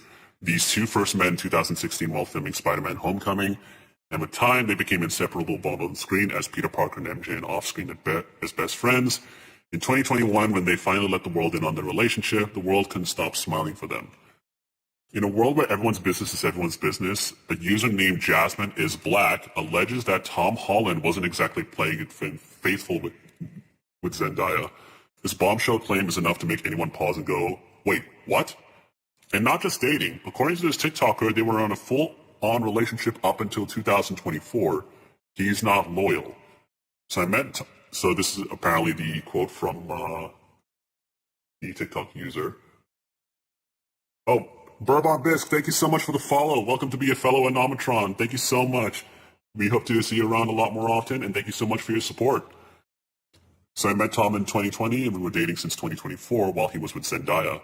Now that apparently you're talking about marrying her, let's clock it then. Tom Holland was dating me while he was with Zendaya, they were together, and now apparently trying to get married. Okay, so Zendaya, sis, if you're watching this, let me tell you something, girl. He's not loyal. Yeah, so it sounds like every last few years, Hollywood chooses a new light-skinned to put into every single movie. At one point it was Queen Latifah, then it was Halle Berry, now it's Zendaya. Generally, people get tired of seeing the same actors thrown into every single movie. I think also right now she's going to be in the third part of Dune, which is going to be released at the end of this year. And from what I hear, that is going to be the last Dune part. Even though there's 7 books, the third part is supposedly supposed to wrap up the series because I don't know if they're going to adapt the 4 other movies, the 4 other books, because apparently parts 4 to 7 were pretty bad. But yeah, this is sounding like a I'll be the first to admit that TikTok is a wild place, a breeding ground for rumors, gossip, and drama. But does this hold any weight? I'm skeptical, to say the least. Let's see, is there anything more? It looks like no. And apparently, from what Brave Search's AI essentially says, it references the same user. They claim that they cheated on them while they were with Zendaya, but they widely dismiss this as joke or satire, noting the absurdity of the claim. Sounds like it doesn't. Yeah, it doesn't sound like it holds any water. But yeah, so in regards to the new Supergirl film, mostly from what I heard about this particular film, they said it was boring. And if it's something that it's boring, I usually wouldn't assume it was Blueface, but it looks like the only articles up about it are on Instagram, so it may not be real. Yeah, in an age where misinformation is very easy to essentially sprinkle about and spout, I really wouldn't be surprised if something like this made its way around the internet without, people fact-checking it. A lot of times I have to try to make sure that it's fact-checked thoroughly first before reading about something like this. But, yeah. What the hell is that viewer count, Zeal? Hey, 34, welcome. Okay, so, full disclosure, mild OCD got Pippa to raid my channel. And basically, this is everyone from Pippa's community, which I really, really love Pippa. And actually, speaking of Pippa, we have something to talk about later because I've been seeing something else that has been blowing up quite a bit. But basically, this is everyone's from Pippa community. All of you, hello. Thank you so much for dropping in. And like I said, my name is Zelius. I'm a cyborg VTuber. I'm mainly like somebody that uses a voice filter, but there's an option for me to also take off my mask if you guys want. And essentially, we're just reacting to some stuff. And then later on, I'm probably going to be playing some Digimon for everyone. So I'm really, really excited to have you guys here with me. Thank you so much. Thank you so much. And we also got some emotes here for you guys to use related to my character. So definitely do your thing. Do your thing, homie. So there's actually something I want to show. I've been seeing this particular clip blow up quite a bit. which is about a earlier stream that Pippa was doing with Sheena and Cleo. Which, for those who don't know, I actually met Cleo at Oz Comic Con because she was doing a virtual meet and greet at Oz Comic Con, along with a couple of other people from Version, so like Vividly VV and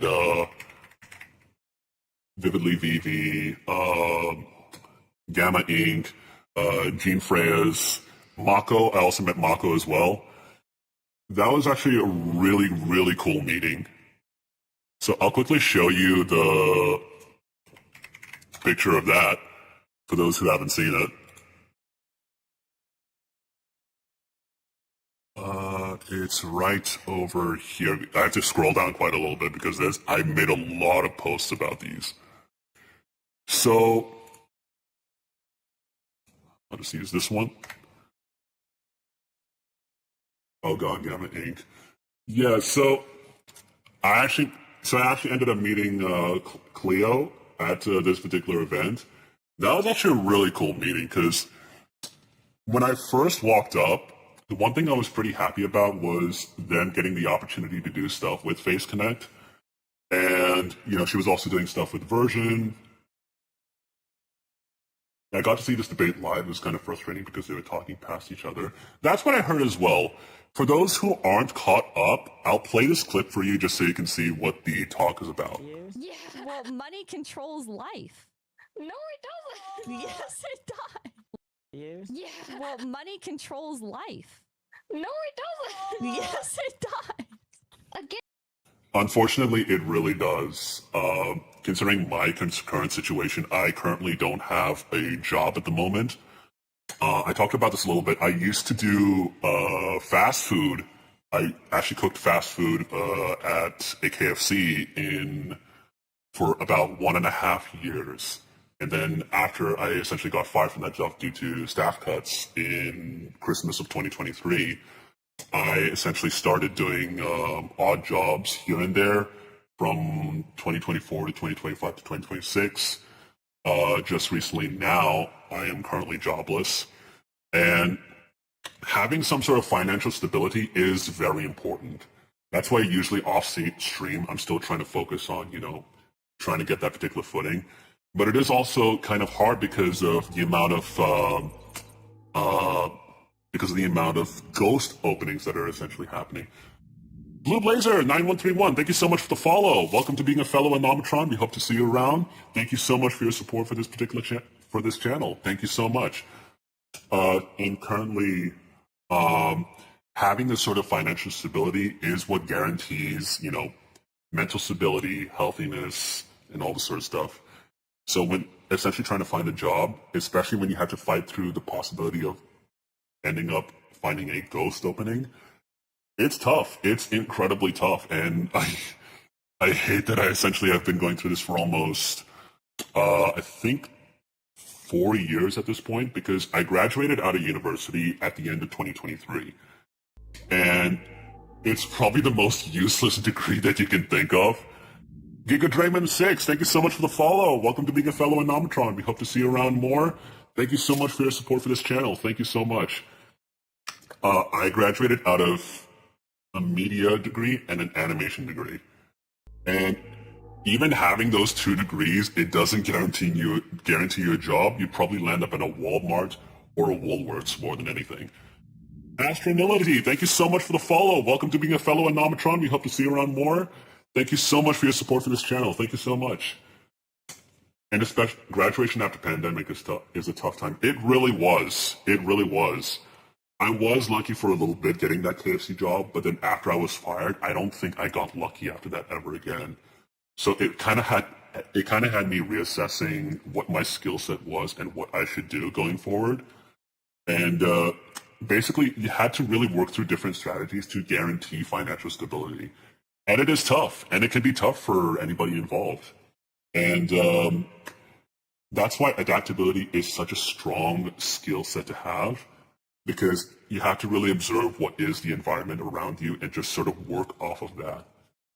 Because the world is not kind. The world is definitely looking like it's going to be against you. So you really have to work around that. And it controls It how literally- you. We're It talking about controls your mental health, and you got Yeah, actually It money. literally controls We're your talking life. If about you your- don't No, have it money, you doesn't. can't buy food. If you don't have money, you don't have shelter. If you don't have money, you don't have property. If you don't have property, like how are you gonna have a family? You can't protect It's them. just as I said.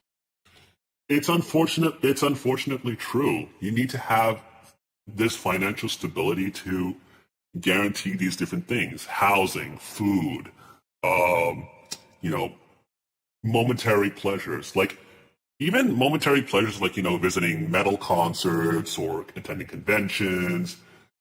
You can only really have all of that if you have some sort of financial safety. Want my advice? Look into orchid pest control for a job. I'll have to see if there's something similar like that in Australia. Currently, I'm looking towards probably finding something in IT as sort of something that can help me go by. They train you and pay for your licensing, and it's a highly secure job with constant work. As far as I know, it's the only pest control company that trains you and pays for your licenses, while all the other ones expect you to already have those things. A lot of these different jobs, like even with tradies and things like that, they expect you to have certain things. In Australia, you need to be able to drive. You need to be able to have a full license so that because essentially they want to make sure that you can travel across the state to do different jobs for them. That's like one thing that you need to have. I'm currently practicing how to drive right now. Like I'm 27. I'm 27 and I'm still currently learning how to drive, and it's not easy. Having driving anxiety is the worst thing ever. Orkin does have a branch in Australia. Oh, awesome. I can definitely look into that. Thank you so much, UNSC. Companies aren't willing to take on apprentices anymore.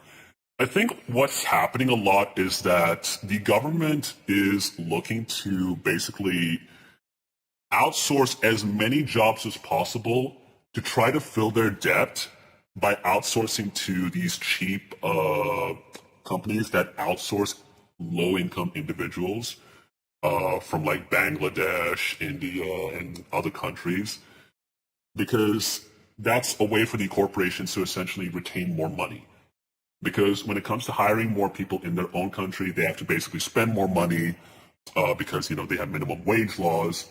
So what's their solution for that? Basically find a loophole to that so that they can maximize on profit.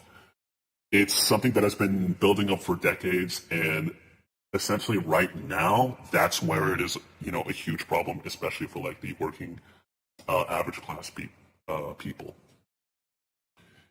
And I'll admit I'm somewhat privileged, but my family has essentially been allowing me to go through these struggles, and they are essentially trying to help me on the side, but they are essentially helping me see that the world is not all that kind, and I have to essentially look towards really analyzing myself and observe the current job market and what is going on around me, and just sort of find a way around that. So it's not easy. It is absolutely not easy. And I do feel for anyone that is essentially going through that. Government outsourcing is not only about cutting costs, but it also reduces their own responsibility. It is very sick. It's unfortunately very true, and there's a lot of governments that are essentially guilty of it, because I think most people have eventually figured this out. A politician doesn't serve the people in this current age. The modern politician essentially seeks for votes and money. And the money essentially comes from corporations looking to lobby their politician to working for them. It's a very nihilistic outlook, but it is currently what's happening right now. This is two subjective mindsets talking to an objective one. Explaining how you think as an objective mind sounds extremely nihilistic when said out loud, but statement lacks any connotation, positive or negative. Money is either the solution or it allows you to buy the solution. When they say money doesn't buy you happiness, I think people don't exactly understand how much it buys everything that's going on with the world. Realistically, the world is a capitalist society, but it's also fighting tooth and nail with socialism and communism. It's a never-ending battle of different ideologies, and essentially because of that, the people suffer because of it. Money doesn't buy happiness, but it sure can rent it. It very much does. And I don't like, wait, what is this? Sorry, I got something on my Kick chat. I don't exactly know what this is. But anyways, we'll Just continue. allows you the space to think about the things that truly make your life meaningful. Do you not understand this defeatist, nihilistic mentality that you have put yourself into? Because this is just we're talking about the reality. meaning of life, and you say, actually, but money. Like, that's inherently defeatist. Money is an important part of life. We don't live in a utopia where everything is given to you for free. Yeah, I'm not sure if I agree with Cleo and Sheena on this one. Because I think they're kind of looking at this from a hopeful mindset. Which, to be fair, I do have that hopeful mindset myself. But I think people need to understand when to separate that hopeful mindset with realism. You have to know when to separate between the two and which concept applies. Especially when you're looking at the real world and how it works, you really can't look at it from a hopeful mindset right now. You really have to look at it from a realistic point of view. Because you have to understand how a lot of these businesses work. You have to realize the different laws. You have to look at, how companies essentially operate when it comes to hiring people as of this current day and age. So I'm more inclined to agree with Pippa on this one because she's looking at this from an objective mindset. I do like Cleo, and I do like that she's representing a lot for the Australian VTuber scene that's currently rising. At the same time, I have to disagree with Cleo on this one because I understand where she's coming from, but at the same time, I just don't think her outlook on the concept of money can apply here. I just don't think it works that way. You have to work for it. No, you have to have the resources. The working does not make me happier. Money isn't the be-all, end-all. Yeah, it's not the end-all. That's what we're talking about. We were talking about like your mental health and like, the meaning of life, and then your instinctual reaction is to start talking about financial issues. Because then rich people have crazy issues. Well, we're talking with their about mental health. It's impossible to have beyond finances. It's impossible to have a conversation about value and utility without money, right? But we're not talking. They're synonymous. About that. We're not talking about value. We're talking about meaning. Meaning doesn't have to be value. Value is not meaning. Well, you can by putting value in, by making value just meaning, you are missing everything else. I do think I feel like Cleo's getting a little bit emotional during this part. I think she's also talking about a different lifestyle. Also, yeah, Miles said it. You can't focus on your mental health if you're broke. If you're currently flat broke and you're basically struggling to pay rent and also get food in your tummy, you can't focus a lot on your mental health. You want to prioritize at least having something. You need to focus on having financial stability. You need to focus on having a stable lifestyle. Mental health can only come when you have these particular things under your roof. Cleo was a college professor, so it explains why she is a socialist. I've lived through university as well, so I know there is a lot of that mindset everywhere. I think for a good while when I was going through university in my animation degree, I didn't reach out for help because I think in the back of my mind, I knew it wasn't going to lead to anything fruitful. Like they have career counselors over there and all this sort of stuff.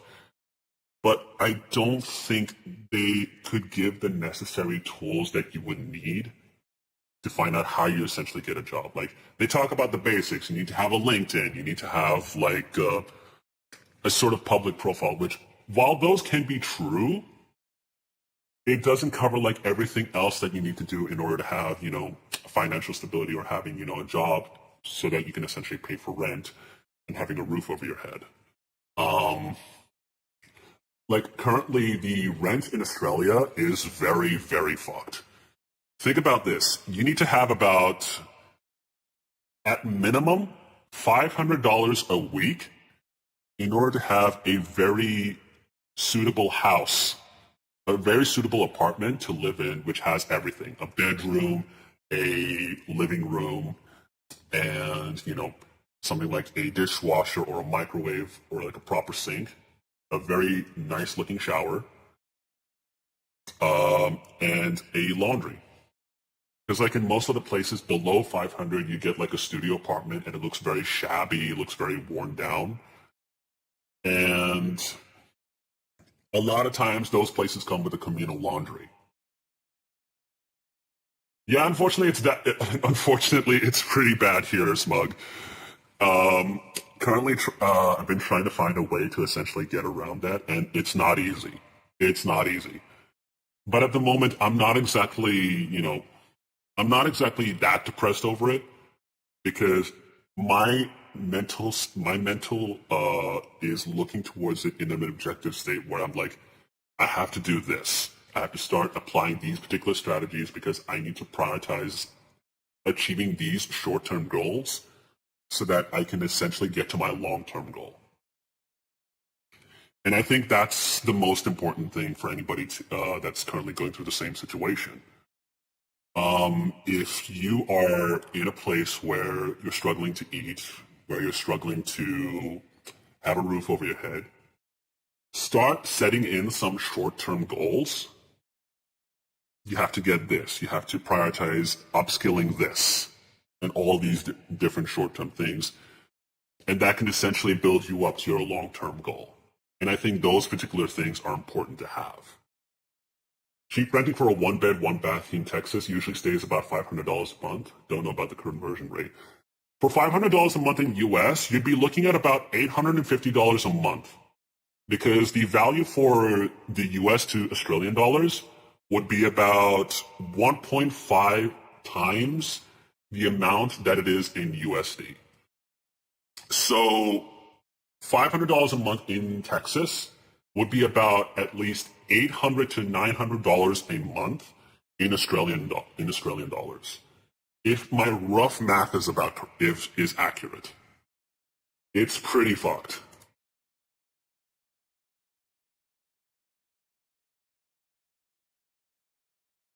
I disagree. I can't.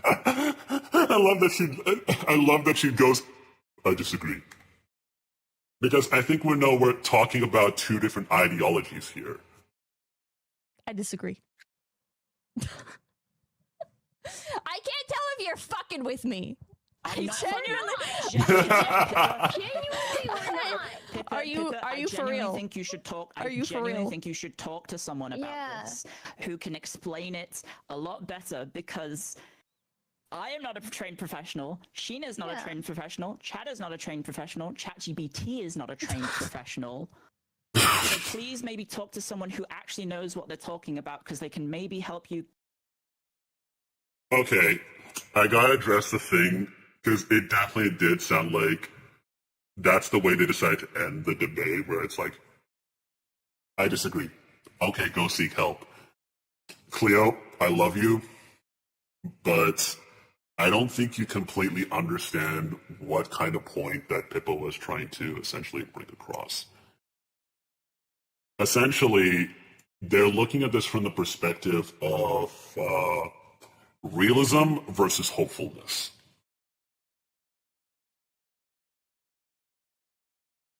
At the end of the stream, Pippa said that this stuff isn't exactly what makes her depressed. Yeah, I would believe it. I don't think, that type of talk wouldn't exactly be something that makes you depressed, because there's other things in life that would essentially make you depressed. I've certainly gone through it. I'm sure there's many others in chat that have essentially gone through something similar. I really wouldn't be surprised. Because we all have very similar struggles when it comes to financial stability and all that. But I think the first thing I want to point out, one of my friends, Chu-chan, also basically said the thing that I personally agree with. Yeah, she says, bro, Pippa is literally right. The other two sound so privileged. Only people that haven't experienced the true existential challenges of poverty think this way. I had to turn it off halfway through because they're so infuriatingly out of touch. I will say, she is unfortunately right. because that is kind of we're sort of talking about a divide between like, you know, the poverty class to like the rich class. There is a reason there is a bit of this disdain towards privileged or rich people. And again, I'm making no secret that I'm privileged. I'm born to a very stable family. And my family essentially allowed me the space to go through a similar challenge what a lot of them face. While I am still able to essentially provide food for myself because of their support, I also understand that not having a job and essentially having to fend for yourself to struggle with poverty. I don't mean to type that, but I was trying to go full screen. That's okay, JS. I understand what you were going for. I understand. They're not exactly talking past each other as much as they're both kind of missing each other points. And that's what I feel like is going on. The next day after the stream, Cleo conceded that her reaction was mainly based on communication issues. I'm glad that she at least acknowledges that, because I think what really needed to happen was, you know, come off the debate, just sort of allow yourself a bit of space for a bit, and then just sort of look over it again and see, maybe you could have said this that way. So I am glad that Cleo's at least willing to admit that she was wrong in that particular part. Because I think Sheena and Cleo were looking at this from a hopeful perspective. And it does sound like it's coming across as privileged, and I definitely understand where they're coming from. Sheena said that she was living on the street at one point, so I'm not about to call them privileged, but to dismiss Pippa's views as depressed sounds extremely disrespectful, at least in that moment. It does. And I actually had no idea that Sheena basically came from a poverty background. So that does make me question a little bit, why exactly did she have that mindset that she did in the clip that we saw? I don't know much of Cleo's situation, but Sheena literally grew up in poverty, raising her younger sister. So calling she has privileges is weird, IMO. Yeah, it is somewhat strange. Like I said, I question what led Sheena to having this particular perspective, knowing the background that she had. So it's really coming from. So I feel like maybe because she's had those particular opportunities now with, you know, how she essentially got big and then getting into Phase Connect. I think it's really looking at it from a hopeful perspective, because I think maybe she's looking at it from a skewed perspective where it's like, hey, now I finally have all these opportunities. I think the work that I had to go through is finally paying off. So maybe if I offer that bit of hope towards other people that are going through something similar, maybe they'll go through the same thing. Wait, really? Cleo went through cancer? Really? Cleo is extremely privileged. She grew up in a good household that allowed for trips to New York from Ireland. Sheena's Chinese living in California. Yeah. Wait, so basically Sheena's Asian. So basically Sheena's Asian American. Like, you know what's the most common thing I find with Asian Americans? Anybody can feel free to disagree if I'm wrong about this. Do you notice a lot of Asian Americans essentially complain about racism when it involves a stereotype, like Asian accents, or little tics that a lot of Asians essentially do? I will say I did not know. Symes82, thank you so much for the follow. Welcome to being a fellow Anomatron. We hope to see you around more. Thank you so much for your support for this channel. Thank you so much. I didn't know Cleo had that, but I didn't know she was in a throuple. Wait, I think I have to look up what a throuple is again. I don't know what a throuple is. Throuple, also known as a triad, is a consensual romantic relationship involving three people which all members share equal emotion. Oh no, is this polyamory? Okay. That's I actually feel bad for Cleo in this particular part. Okay, so I will say I do mean no disrespect to anybody that's experienced polyamory relationships. I think I was pretty public with what I experienced in when it involves a polyamory stuff. Personally, I do think polyamory is she left the throuple and vows to never do it again. I don't really blame her.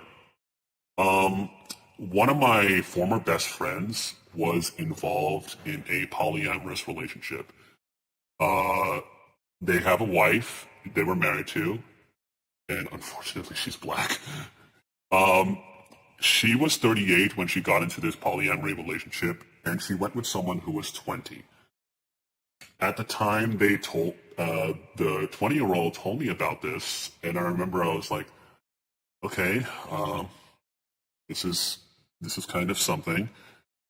I'm not going to question it because you two are. I'm not going to be pedantic about this because you two are adults. You will allow experience with each other to sort it out between yourselves. But if there's something you need, I will be here to support you. I'll try to be there as much as you can, as much as you need me to be.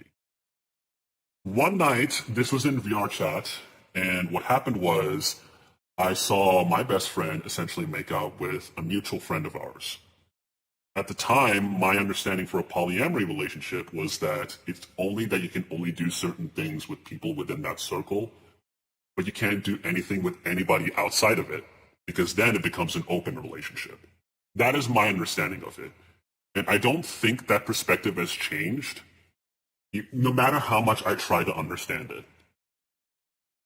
Ragnarex, thank you. Ragnarex, welcome to the stream. I did not notice it, at least not extensively. I think this is about the Asian American stuff. Yeah. I haven't seen anything about Asian racism in the mainstream, but I do know that the black community is extremely racist to Asians. I did recently learn about this. There is such a thing with young black people where they could essentially be antagonistic if somebody looks Asian. And this is usually around like the black neighborhood where you have like the commercial area where it's like relatively safe. And then you have like the black neighborhood where, you know, the windows are boarded up and, you know, it looks, you know, a lot more ragged and a lot different compared to like the commercial area. And I've heard of things where basically Asians get discriminated upon by the young black people. I don't know why. I don't know why that was automated. Let me allow that. They don't like that Asians are a minority that is more successful than they are.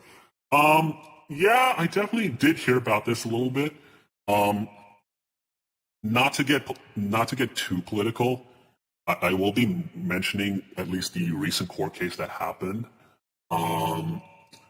Because that particular case involving the teen, Carmelo Anthony, the jury for this had, whites, Asians, and Hispanics as part of that jury.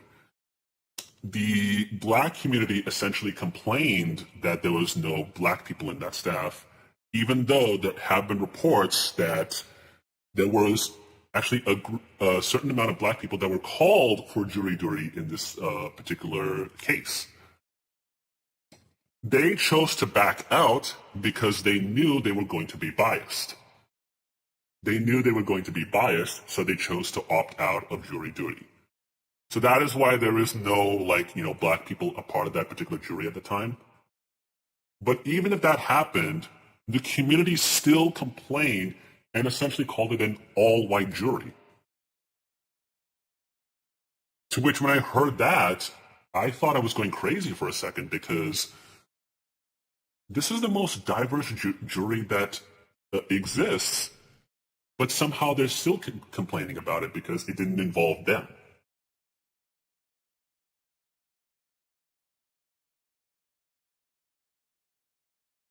It was so clear-cut, the black witnesses even said that, yes, Carmelo was a murderer and the video footage just proves his self-defense story.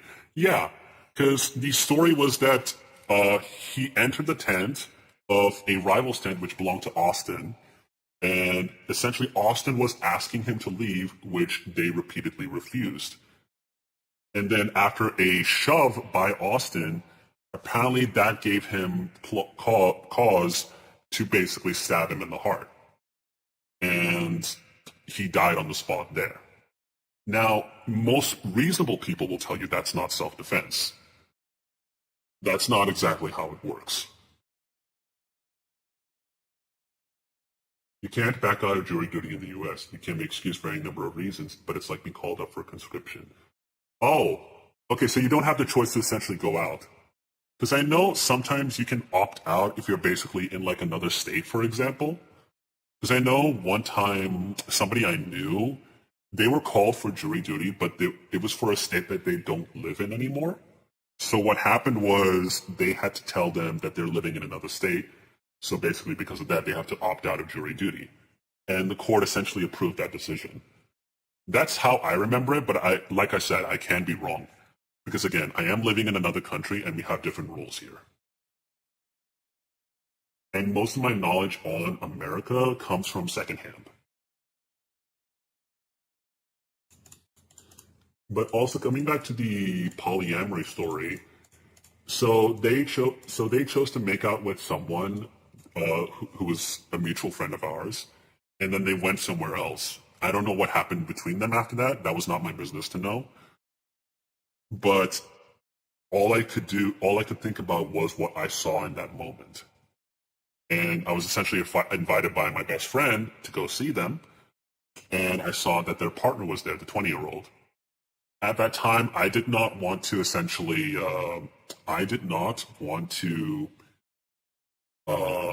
keep that knowledge to myself. So I decided to essentially tell them what I essentially saw. And apparently, the best friend was sort of explaining that this was normal. And I hoped I would be escaping all the unconventional relationship stories. I'm sorry, but I don't have the energy right now for the drama. I'm still going to lurk, but I will be paying attention to the stream at podcast. I do apologize. I'm so sorry, Science. I do hope it's no worries. You can definitely lurk. We will move on. But essentially, the long and short of it is that it's very messy. It can lead to, essentially picking favorites. It can also give you an excuse to cheat. That's why I kind of don't like the whole thing, because I know there was a whole thing that happened in the VTubing space where, people were arguing about the semantics of, polyamory relationships. Essentially, I don't mean to harp on that. I do like talking about stories here and there. But yeah, that's just the long and short of it. We'll move on. We should hopefully move on to Blue Archive or something. Yeah, we can move on to that. Actually, I should check if I updated the game, because I don't know if I essentially updated the game, but I do know we have another game we could essentially move on to. Also, the music is playing, right? Yeah. So, BA, Kino. Yeah, I do play Blue Archive from here and there. Let me just check and see if the game is updated. It should be relatively easy to update.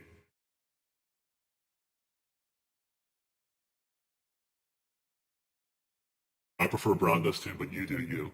I will say I do play Brown Dust 2 as well.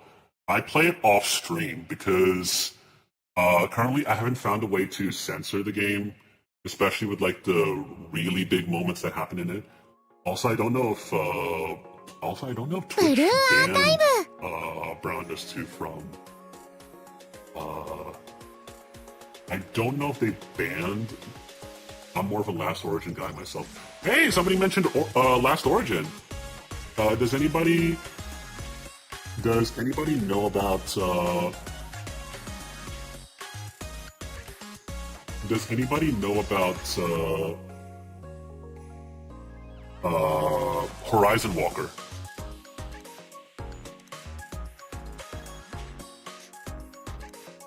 I highly doubt Twitch will allow BD2, especially with the more recent skins. Yeah, the recent one they did with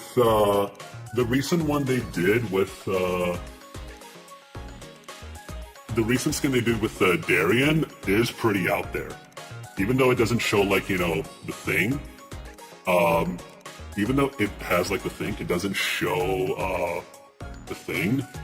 I don't want to mention what it is because I'm unsure if saying that will get me banned. But yeah. Philthiac, thank you. Science, thank you so much for the subscription to YouTube. Welcome to being a fellow Nomatron. I will actually have to start uploading some, YouTube content. I do have some plans with that. Recently, the last content that I uploaded was on Twitter, and it was basically about the time I got bullied in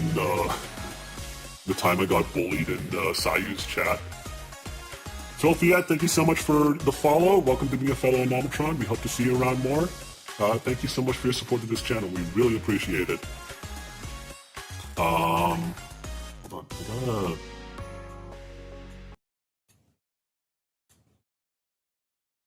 I just gotta fix the sound issues real quick. Sayu's a sweetheart. No, I like Sayu. I like Sayu. A lot of the Pokemon stuff she does. I want to play some more Pokemon on this channel. I'm currently working on that. I'll actually have to rerun 2 particular streams at one point because I am currently playing through Moemon Mega Red, and at some point. Also, thanks Faust for changing the stream game.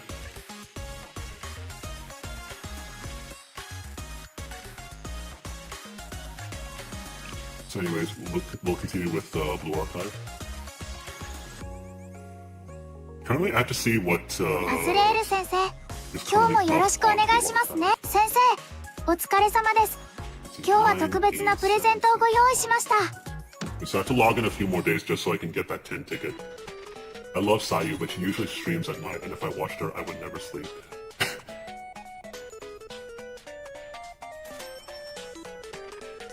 Let's see. Is there any events that we have to do? No, I don't need that. Oh, there's a showdown thing happening. I will admit I haven't been playing through the event recaps. Let's see. We just got some. We just got to do some quick dailies, and then I think we'll do some missions after that. よし。 All my streamers are live all throughout the night. Unfortunately, me as well. I'm so sorry. I'm so sorry. Australian times, you know how it is. But I think at some point I'm gonna look towards streaming earlier in the day, for Australia especially.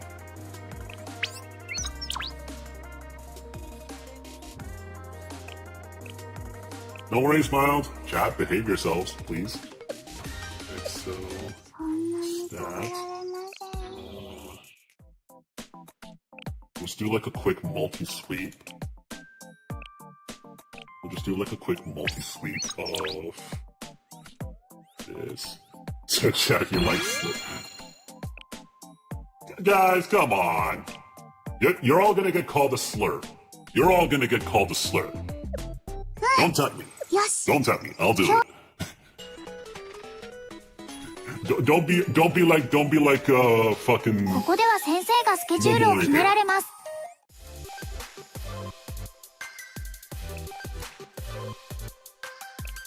Speaking of Momoe, there she is. Relationship points score. Okay, now we get to unlock this particular section. I really want that Ari's maid costume. Call me a Slurpee. Okay, I just called you a Slurpee. What happens? Skip that one. Okay, this section's unlocked. Oh, we have Chisago over here. Let's see, we also have... I will say, I am bad with names. I will say, I am bad with names. Momoya's casual racism. Momoya's casual racism, Mika's competitive racism. So true. Let's see.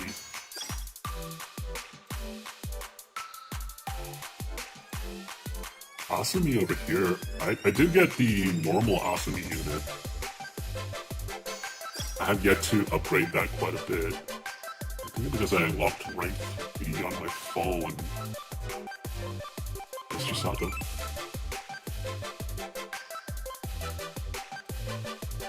I will say I am, full disclosure chat, I am terrible with names. I will say I am terrible with names. Oh, we got Karen. 伝えたい気持ちができた。それを伝えるのがきっと。私 So I called someone a Slurpee. Is that a clippable moment? Oh, we got another 風ではないよう upgrade. なのですが、 So おかしい that's ですね。 nice, nice, nice.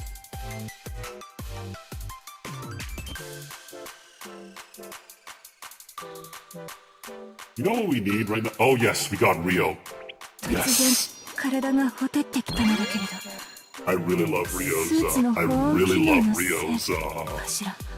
I actually really love Rio's design. There was a reason I spent a lot of quartz just so I can get Rio. It took a lot of work. And then as I was trying to roll for the other unit that was available, I ended up getting 2 more Rios. So I had to basically pity grab Himari. Which units are available right now? Okay, so it turns out you can get Amy and Yuzu. Okay, so you can't get the upgraded Haris anymore. Currently, I'm not going to roll for anything because do you see the amount of quartz I have? For full disclosure, I haven't played the game. I haven't spent money on this particular game. I spent money on Nikkei, but I really love this character. I really loved this character when I played the Kisaki event. I really wanted to get them, but I wanted to save my pulls for Rio when that was coming out. Okay, so daily logins. 終わったのですか？あっさりと終えられました Am ね。 I missing anything? さ、 Am I missing さ anything す in が the です。 dailies? Participate in a tractable challenge, increase student relationship with the cafe, clear scrimmage. Let's do recharge AP. I've spent 30, that's fine. So at least I can complete a daily. もう終わったのですか？ Normally there's always a student at the cafe that I can get the relationship point for, これでおしま but いで this す time ね。 around it's not there. So I might as well at least get that. Black hair, Himeka looks evil. She's perfect. Oh, I love her. I love Rio. You're pretty entertaining. Thank you so much, Max. I appreciate the compliment. Okay, we do have a couple of Momo talks. I should probably cycle through all of these.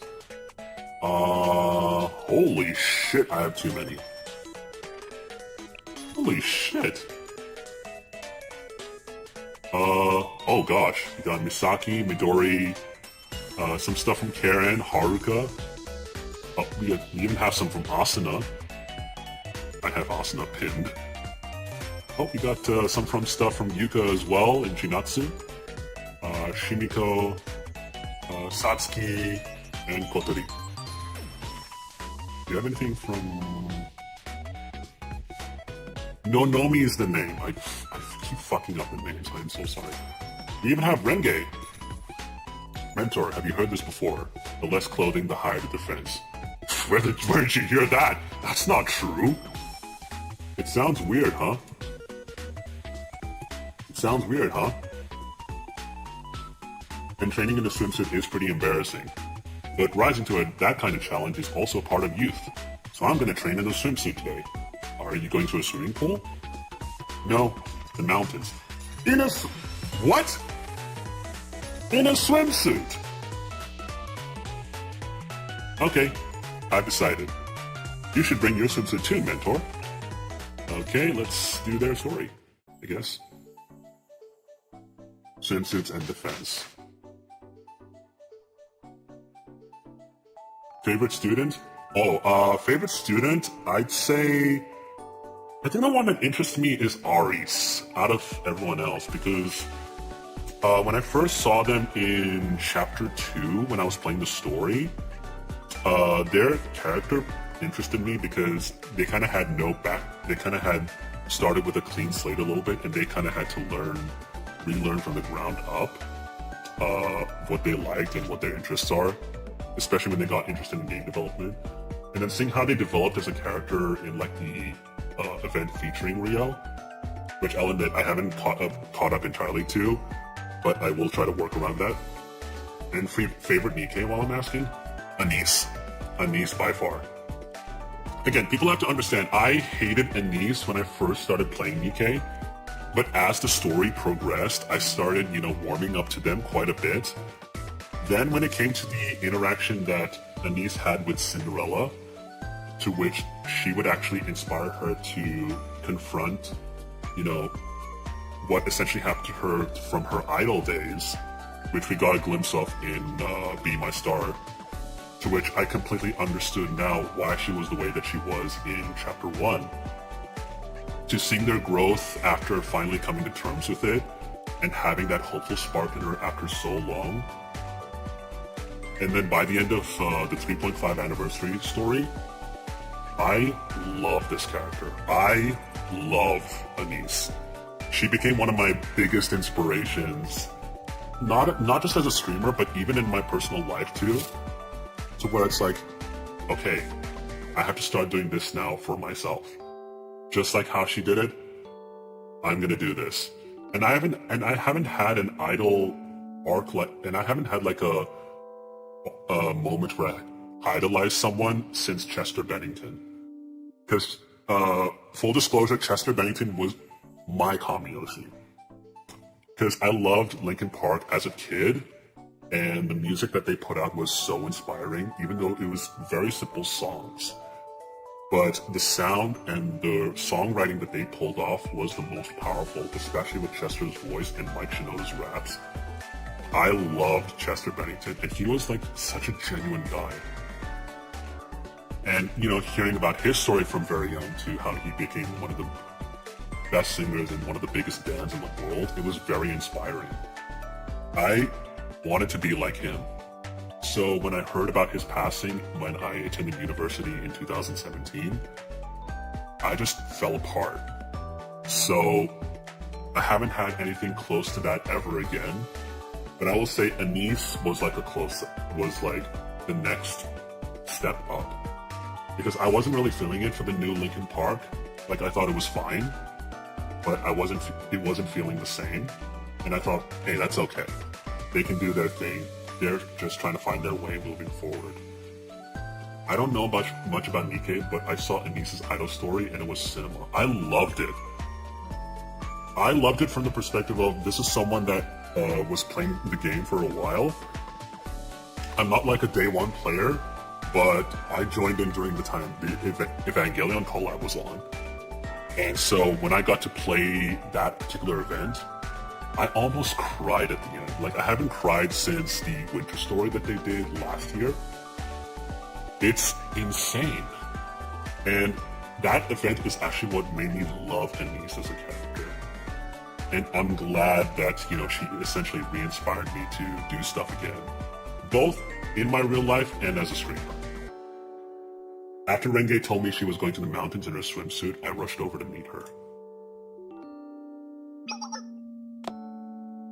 Oh, Mentor? You're here early?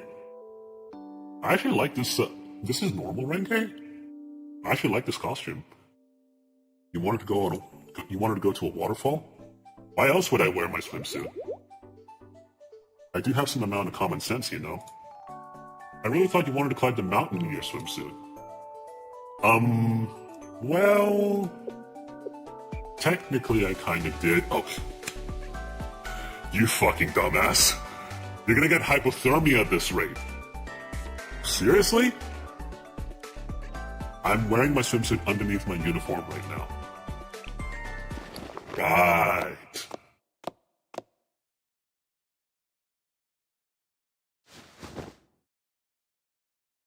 Okay, she changes to a swimsuit. What do you think? I guess embarrassing things like this are part of someone's youth too. It's not bad. It's honestly not bad. I use this unit quite a bit in my normal mission reviews because the what is it? The ult that they do, the burst that they do is pretty cool. It's free till, at least it's free. It's free till it's not.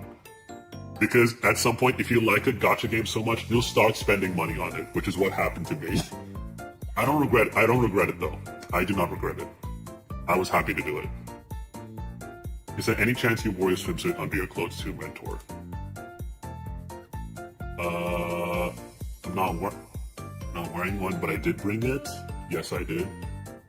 Don't ask what happened with Elig and Summer Elig. I do wonder indeed. Yes I did. Haha, we really do think alike, Mentor. Preparations are complete. Let's begin our swimsuit training. It's a waterfall episode featuring the mentor and disciple. Wait, you're calling this like a beach episode or something? Well, it's technically not a beach episode, but I guess it's a mountain waterfall episode. Wow, we're really breaking conventions here. Renge and I stood underneath the waterfall together.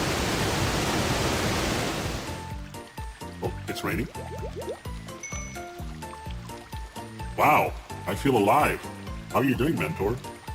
It's free until a pilgrim is in the event, gotcha. Guys, did you hear about Cinderella Bikini coming out? But I will say she's going to be in competition with Marciana because, I'm not going to lie, they went all out with Marciana for the upcoming summer event.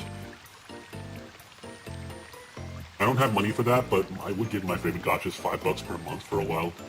Please tell me you are joking about Cindy Bikini. No, I'm not. No, I'm not. We reacted to the we reacted to the summer event live stream yesterday. So, a couple things are coming out. We got Cinderella Summer Unit. We got Marciana Summer Unit as the two new Nikes. And for the costumes, we got Siren, Naga, and Tia. Tia is going to be the July mission pass, and I believe Tia is the event pass, and Siren is going to be the costume gacha. And then after that, they, announced the new story event, and it's basically going to be lore related to Hansel and Gretel, which I predicted we might be getting lore related to Hansel and Gretel next. So the fact that I heard that in the live stream, I celebrated because I could not believe I was right. Because I was discussing with Falcon, a friend of mine, about what we could see in the summer unit. He wasn't sure if we were going to get lore related to Hansel and Gretel because it's the summer units. But then when I heard that, I celebrated so hard. I just got back from FaZeCon. Man, I can't do this anymore. How was FaZeCon, by the way? I did hear about FaZeCon. I did want to go, but I had already spent my plane ticket for Canada when I went to Oceaplink. So, unfortunately, it's going to be a long time before I can go to FaZeCon or even something like Offkai. Though I'm kind of wishy-washy about Offkai because I've heard a lot of horror stories about it. But I do want to go to FaZeCon at some point. I really do think it'd be pretty fun to actually get to go to that. Fufu, you're being dramatic. Doesn't wearing a swimsuit feel like it raises your defenses? How do I explain?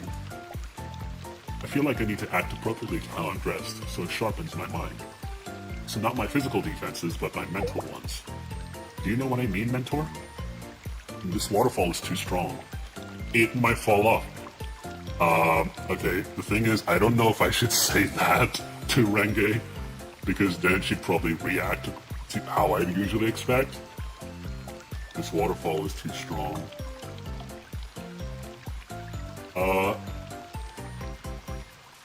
Do you think I should be funny? Do you think I should say, it might fall off? Oh no! Nah, I can't do it like that. I'll be safe. I gotta be an example. This waterfall is too strong. Exactly. And so it raises my mental defenses. You have to keep your spirits high, otherwise your swimsuit will fall off. Okay? How are those two things correlated? Okay, I'm back. What did I miss? Oh my god, why is there a dead body? So funny story about that, Mild. I was just eating my cup of noodles over here, and this guy decided to basically try to steal my noodles.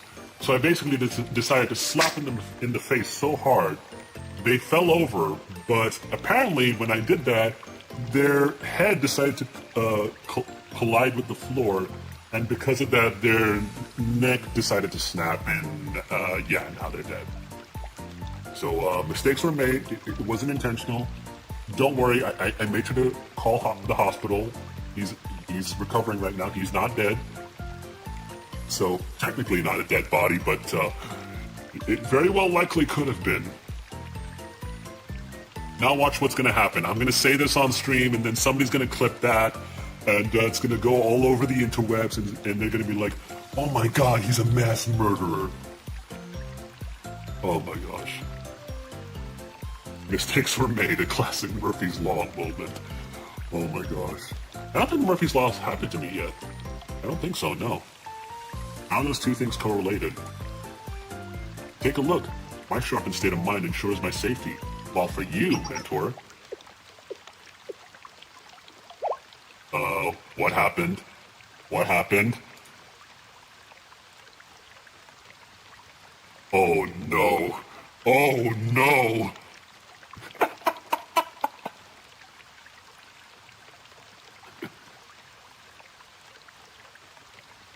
Either option I go with will not make this better. Oh, this game's great.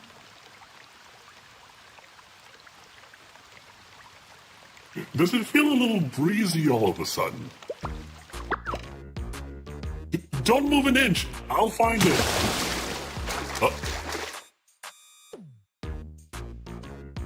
Okay, I'm not moving an inch. Okay, are we done? Found it. Here you go. Thank you for finding it. Please stop swinging it around. Yeah, please stop swinging it around. My eyes are closed, so hurry and grab it. I promise I didn't see anything. I feel like you already did. Something might be moving an inch, though. Chat! Chat! Behave yourselves! Behave yourselves! Come on! Oh, I can't believe I missed that. Stargold Jazzio 3, thank you so much for the follow. Thank you for being a fellow Anomatron. We hope to see you around more. Thank you for your support for this channel. Thank you so much. I promise I didn't see it. I promise I didn't see anything. This is fun. I think this is a part of youth as well. B, that's your headbot dog. I mean, you're right, but he is still in the chat. But I will also say, Max, behave yourself over there. Behave yourself. This is fun. I think this is a part of youth as well. Stop! Turn around completely right now! Sorry. I think our sensei character in this particular instance is probably going to cry and remember this moment forever. After the swimsuit debacle, I was much more focused for the remainder of our waterfall training. Okay, we got some things back for that. Today's training was real fun, right? I knew it. It was worth it to be brave and overcome the embarrassment. There'll be a round 2 of swimsuit training, so you should join me next time too, mentor. As long as my swimsuit stays on, please. I'll keep that in mind. Okay, let's see what's next. We can do... There's Midori. Wasn't there one with, There's Rio. I want to do Rio. Sensei, how's life been on the transport ship? Please tell me if you experience any discomforts. I'll do what I can to improve them. I'm living in luxury. I'm doing well, all thanks to you. I'm doing well, all thanks to you. I'm happy to hear that. But don't hesitate to ask. If there's anything you need at all. And you, Rio, how are you holding up? What do you mean? I'm fine.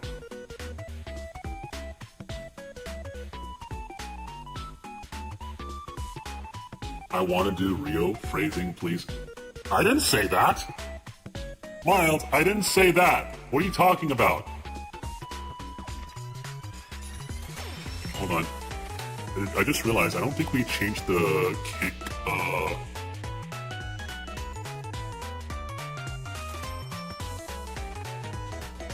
Oh no.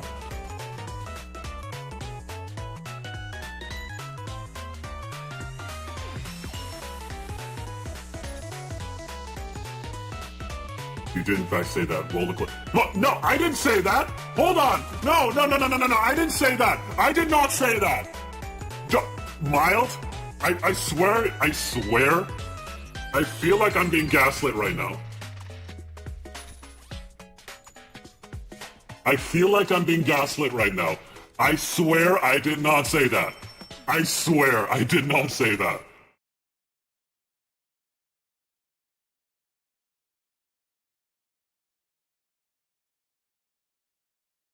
I began to wonder if Rio had been keeping her room tidy. Worried, I went to go check on her. Rio!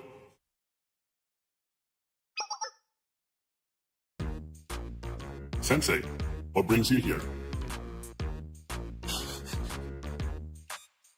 You did, but I understood the context. Your reaction is funny. Fuck! Great! r/out of context. Let's go! Wow! I'm so proud of you, Rio! Ah, I see. You were worried about me. Don't worry, I have a friend that helps me clean now. Let me introduce you to housekeeper Avant-Garde. Wait, they literally named it Avant-Garde? Does anybody have any Avant-Garde metal songs? While it looks similar to its predecessor, I've modified this version for housekeeping duties. What do you think? Great, right? So you didn't do any actual cleaning yourself? No, Sensei, don't be disappointed. She's using technology to its good uses. If the cleaning was done by an avant-garde that I made, isn't it the same as me doing it myself? Anyway, this is a very successful trial. I plan on using housekeeper avant-garde even after returning to the academy. If possible, it wouldn't be a bad idea to mass produce and distribute them. So if you plan on mass production, an ordinary maid robot would be better. A maid robot? A maid robot is one that helps with cleaning and other chores, yes? In that regards, isn't housekeeper avant-garde an excellent maid robot already? You don't seem convinced. Ah, right. I'm missing the most important aspect of a maid. Fouls! I swear to God, I will time you out again. Don't actually do that though. I've learned my lesson. The uniform. Wait, hold on. Alright, I'm missing the most important aspect of a maid. The uniform. In that case, I'll put housekeeper avant-garde in the maid uniform before I begin mass production. Oh shit. We bullied a streamer here. I get bullied enough already! Wait just a second. What's wrong? Doesn't the maid uniform solve the issue? Trust me. Eden made me wear a maid uniform. I hated every aspect of it. It makes me feel so demeaning. But now it's immortalized forever because it's now a sticker in my Discord server. I'm trying to say it'd be nice if it could redesign its appearance. Please elaborate for me. What do you think a maid robot should look like, Sensei? Cute and lovely? Okay, I guess that's the only option here. Isn't avant-garde cute and lovely? Lord Karu, thank you so much for the follow. Welcome to being a fellow Anomatron. Thank you so much for your support. We hope to see you around a lot. Thank you so much. Oh, I just realized, guys, we've officially crossed 300 followers on Twitch. I want to, honestly, because of what happened, I want to give a huge thanks to Pippa for sharing their community with me. I want to thank you so much for that. Thank you so much to everyone that's chosen to follow and is having fun in my chat. I really do appreciate it. I certainly was not expecting this. I do hope everyone that's followed and is watching me for me, I do hope I get to see you guys around. I will make sure to stream a lot more earlier than usual so that you guys have an opportunity to essentially, you know, catch up to my streams. I will make sure to do that I will make sure to do that in the future. Thank you so much, everyone. Thank you so much. Isn't Avant-Garde cute and lovely?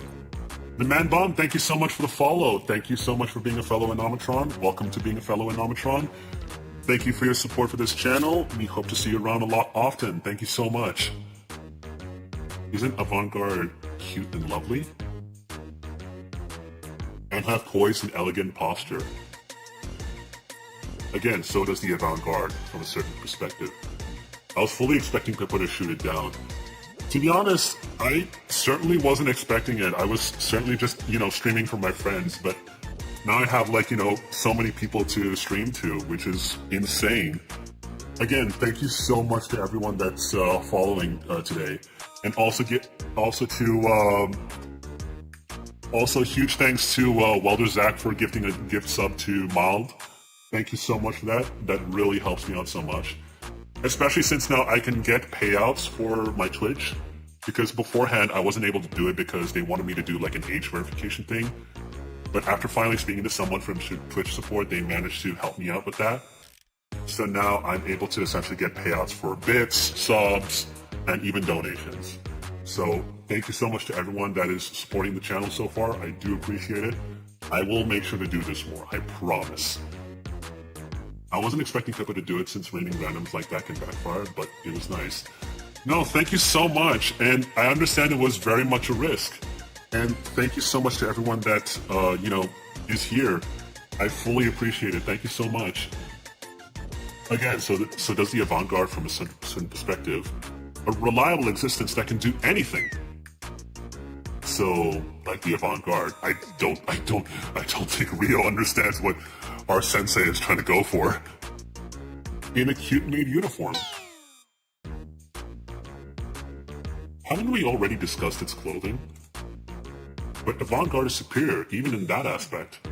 For example, CNC also wears maid uniforms, but since they're not robots, you can't call them maid robots. Even if you put Aris in a maid uniform, she can't be a maid robot. She's a person, not a robot.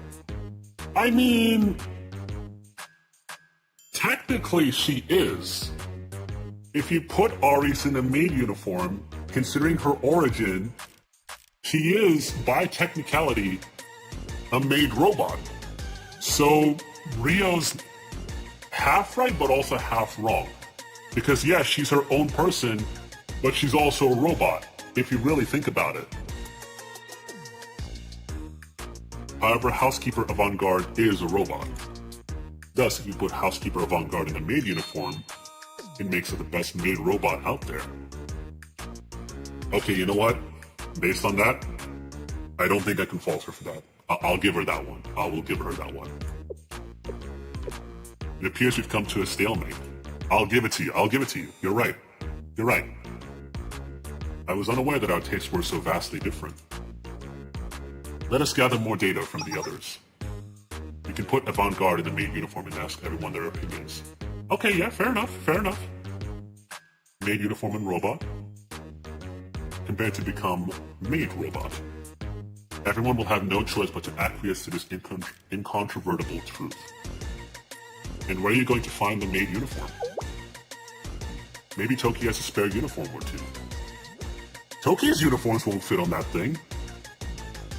That's a big ask. Then I'll modify the Avant-Garde until it does. I need to go borrow a maid uniform from Toki then. I'll see you later. She's serious about this. Does Ari's count?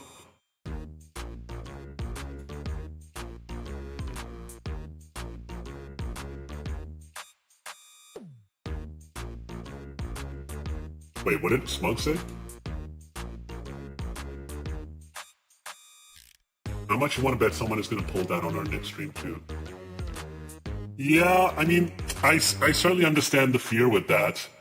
I'd say it's really up to Pippa if she wants to do that or not. Again, I'm really grateful to Pippa for rating their community towards me. I certainly was not expecting it. Thank you so much. Oh my gosh. I still can't get over that. I was morbidly curious about how this endeavor would turn out. Okay, we got that. Well, the maid robot, delivering my report, Sensei. To cut to the chase, borrowing a maid outfit, failure.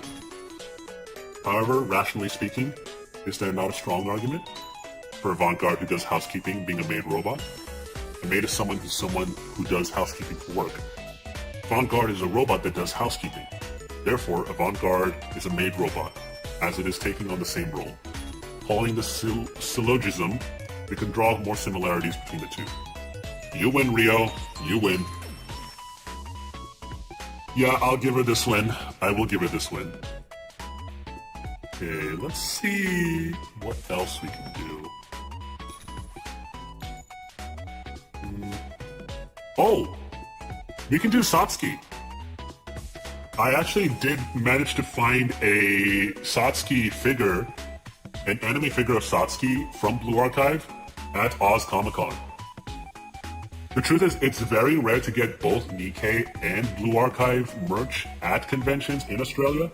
So the fact that those were available, I was like, I have to get those. So I'm really happy that I got those particular things. And I think as soon as I move, I'm probably going to be able to find a spot to put up those particular figurines.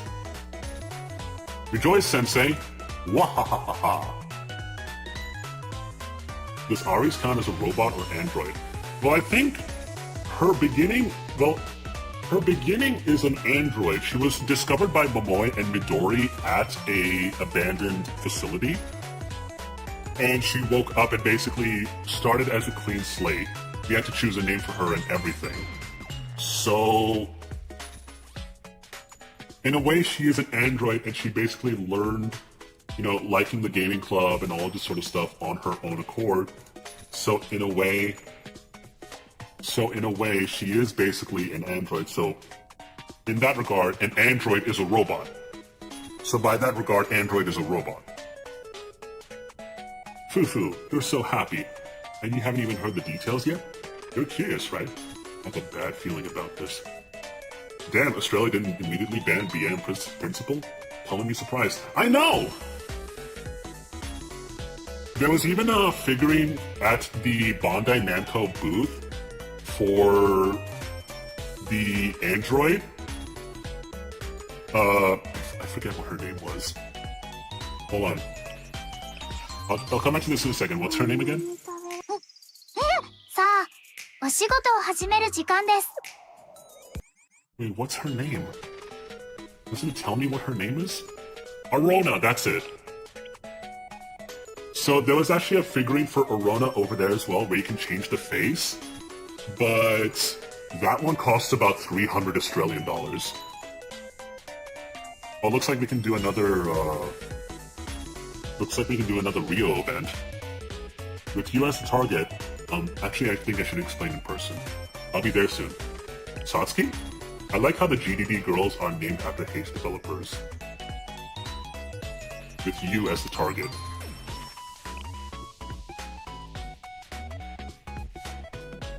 Oh, we get a lobby thing after this? Awesome!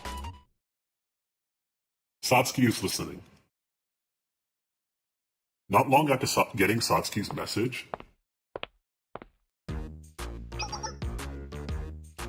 Wait, the game development department girls are named after H developers? Really?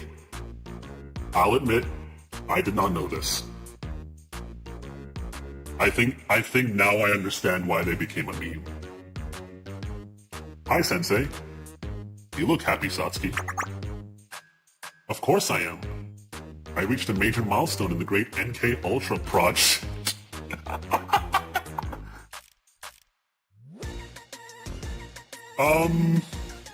Can we talk about that?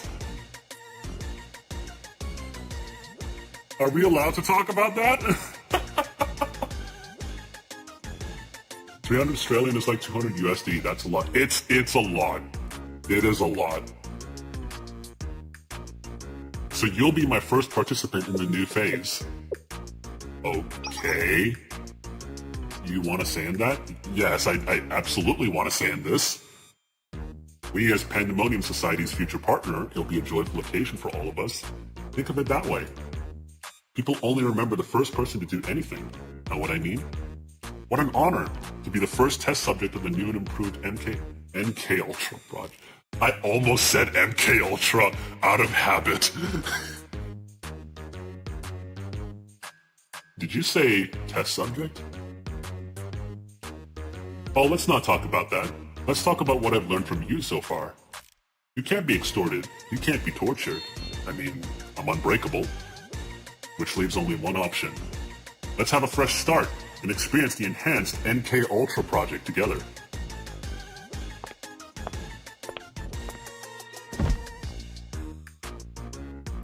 Once again, Satsuki made me sit down on the chair. I'm going to test various hypnosis methods in order. I wonder how long you can keep your eyes open. First, look, focus on my fingertip.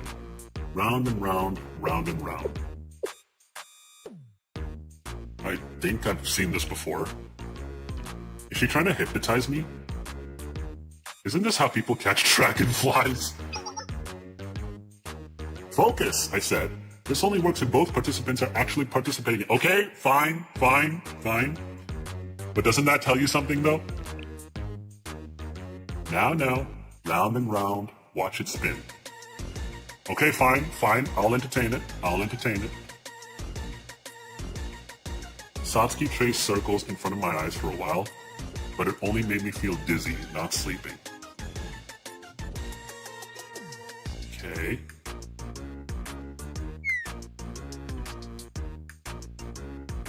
I suppose it'll take more than that. But we have more. Much more. So much time. Let's go straight to the second method. Remember to focus, Sensei. Look at this phone screen.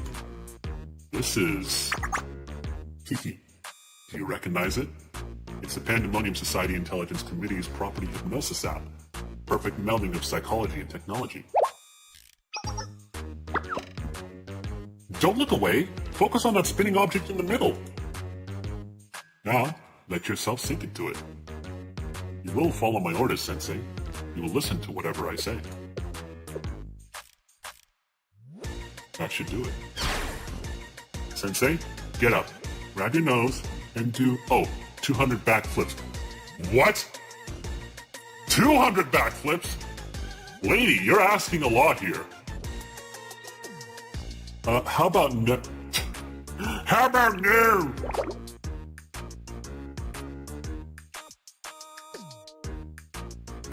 So that didn't work either. And I was so sure that app was 100% effective. But then again, you are a sensei. Your mental fortitude is far beyond any normal human. Unfortunately for you, so is my determination. Brace yourself for the next technique. Okay, so she's just gonna keep doing the same thing she's always been doing. Satsuki's hypnosis parade went on for a while. Of course, none of it worked. Oh, now it's nighttime. So, Satsuki, you tried everything. Is there anything else you want to try? I didn't think even you could stand up to the NK Ultra project for this long. Hey, Satsuki, it's getting late. We want to call it and... No! This only ends one way. And on that note, it's time to go back to square one. Come on, I'm tired. Oh, don't be so weak, Sensei. You've lasted this long. Whoa! If looks could kill. Guys, if looks could kill. Holy shit. Satsuki pressed on my shoulders from the front. Alright, one more for now. If it doesn't work, I promise I'll go home for the day. But it will work. I'll make sure of that this time.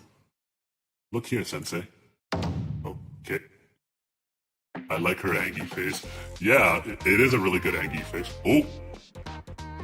Now she's using her hypnosis thing, the pendulum. You will obey my orders. You will listen to whatever I say.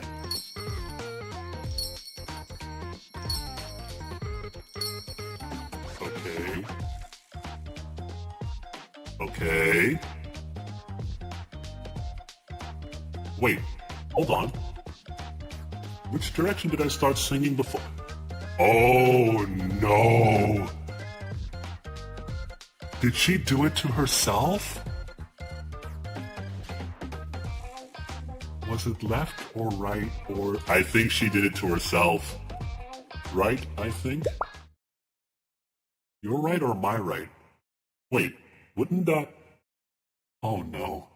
I've hypnotized myself! Well done, you dumbass! Satsuki? Ooh, look at this.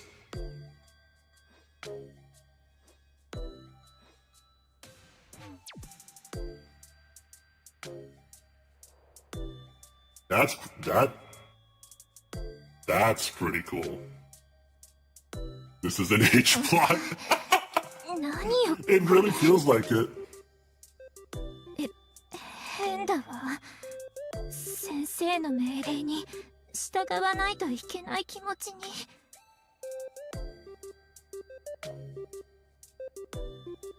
This really writes itself.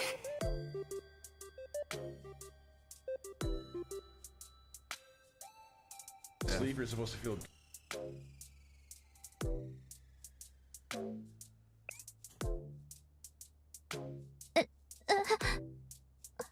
はい。私は風紀委員会と仲良くします。でも、 That's really good voice acting. 誠ちゃんならまだしも、私は別に仲が悪いわけじゃないのよ。 I know that voice sounds familiar.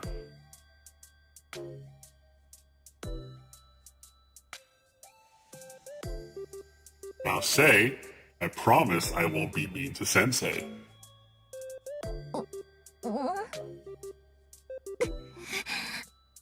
私は先生に意地悪しません。 Good girl. Wait, no, don't clip that, don't clip that, don't clip that! 卑怯よ。大人のくせに催眠で私に好き勝手して。 Wait, guys, no, don't. You hypnotized yourself, Satsuki. Woman, you hypnotized yourself. You don't put this on me. You did it to yourself. Oh my good God. Don't say anything people might take out of context. Yes, chat, don't do it. Why am I doing this to myself? Don't say anything people might take out of context. Besides, isn't this exactly what you were trying to do to me? この私に催眠をかけるだなんて油断ならないわね、先生。どう？私の NK ウルトラ計画に参加する気はない？ Wait, now you're asking me to join?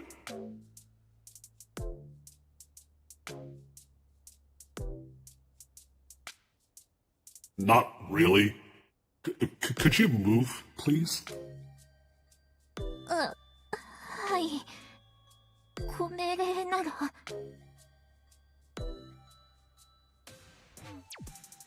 Yeah, she fucked herself up. She fucked herself up. Well, that was a disgrace. I don't even know how long I'll stay hypnotized after all that effort I put into it. Look at that face! This also looks like a emote-worthy face, honestly. It kind of has that look where she's like, I am so done with your bullshit. Oh my god, even this one too. Either one of these two will actually be really good. Anything Sensei says, I might have to do. Satsuki, let me ask you something. Why do you want to control people so much? Huh?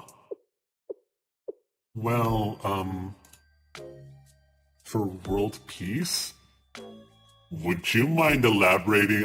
I'm not going to accept an answer like that. If the world becomes peaceful, there won't be any pain. And I hate being in pain. I really, really hate it. Wow. More than stains on white clothes or not being able to skip ads. Ooh. Did you hear the news recently? More than being shot or hit with shrapnel. I'm the same way, but how does hypnotizing people bring world peace? If I could control people, then they won't fight. I could tell them to never touch guns or grenades or anything like that. And then Ibuki and Makoto wouldn't get hurt either. The MK Pro Ultra project started with that in mind. To control people at will and make Kyoto's a pain-free world.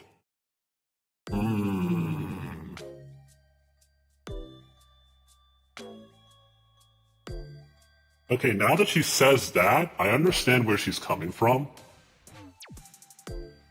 Though there is also this saying that if the world got together in harmony, then it would be a pretty boring world. And that's not entirely how the human race operates. But I do admire the effort. That's my ultimate goal. Your methods are questionable, and your ambitions commendable. Yeah, I can respect it. Rovie is Sakurai Harumi. She has a few roles I recognize. Wait, that is? Let me search up real quick. I'm pretty sure she has a role in Nikkei as well. Once I see which role it is, I'll definitely recognize it.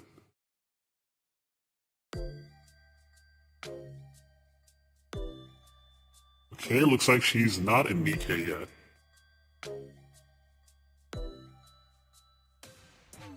Oh, she's Yuri Nakamura in Angel Beats. She was also Ayumi's mother in The World God Only Knows. And she was also Reina in Golden Time. Oh wait, I remember that scene. I remember that scene in Golden Time which Reina was in, where the main character pretended to be gay or something. That was such a funny moment in the show. Holy shit. You're the first person to know all that, Sensei.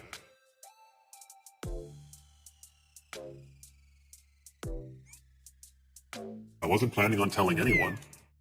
Now what other shame and disgrace do you have in mind? What's your next order?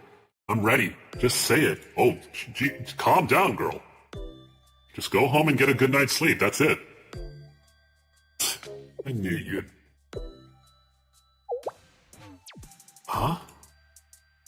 You're not gonna force any Pandemonium Society secrets out of me? Or give me orders? I mean, I'm at your command this one time. I might just actually go home and sleep, you know? Oh, look. My body's moving towards the door. Good. You had it rough today, Satsuki. Stay safe on your way back. Wow, the sensei really is a good person. I wonder why other IRL teachers can't do that. For shame. Once again, as expected of you, Sensei, even at a time like this. You're nothing but gracious. That's the Pandemonium Society's... She kept talking as she left, but I didn't hear the rest of it. Looks like we'll never know. And now we have that recollection lobby.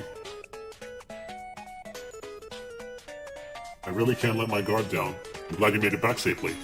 Also, regarding my true goal, please keep it secret. A detailed plot like this must be carried out clandestinely. I'll keep it a secret, don't worry. Good. Later then. Alright, I'm guessing... Yeah, that's the last relationship one. We have another one for Rio as well.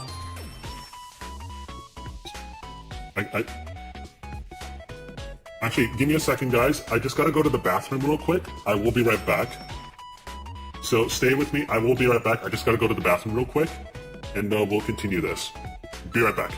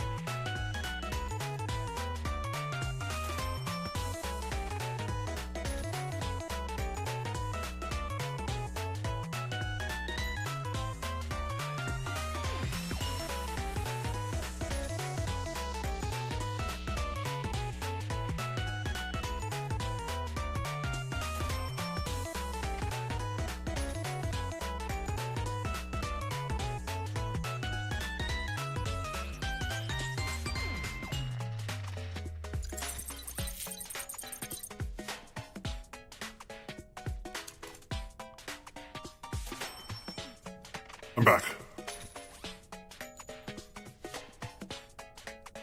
What the?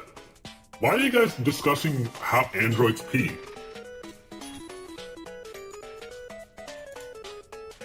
Also, are Transformers technically androids?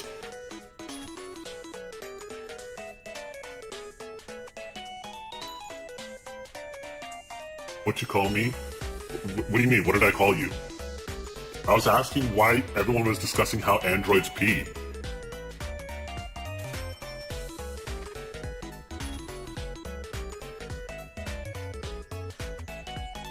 I think, I mean, I understand it's a very valid question to ask, but at the same time, what?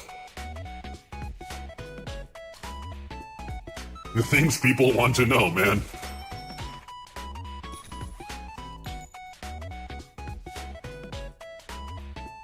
Whatever you do not use the alternate word for transformer. Wait, what was the alternate word?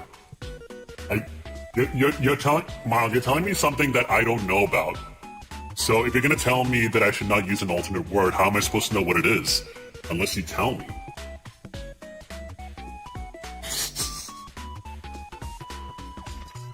The two of us on the ship today, everyone is out on personal errands. Ritual bonk you. Oh, okay, fair enough. Fair enough. I ain't gonna say shit. Because I don't even know what it is. Two of us in the ship today, everyone is out on personal errands. It'll be quiet then. Exactly, I plan to take full advantage. Intend to some work that's fallen by the wayside. Some of my delicate work requires me to operate in a tranquil environment. Ship's operating system. Wait. Ship's operating system. Wait, why is it doing that? Some of my more the ship's operating system may restart momentarily. It's not due to any failures, so please don't panic.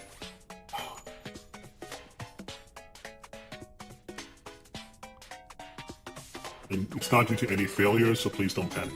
And just what are you up to? Secret. That's all. Good luck in your endeavors. Okay, we got episode 2. Soliloquy.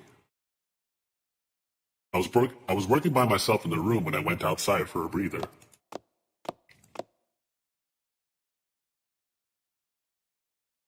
I wonder what Rio is up to.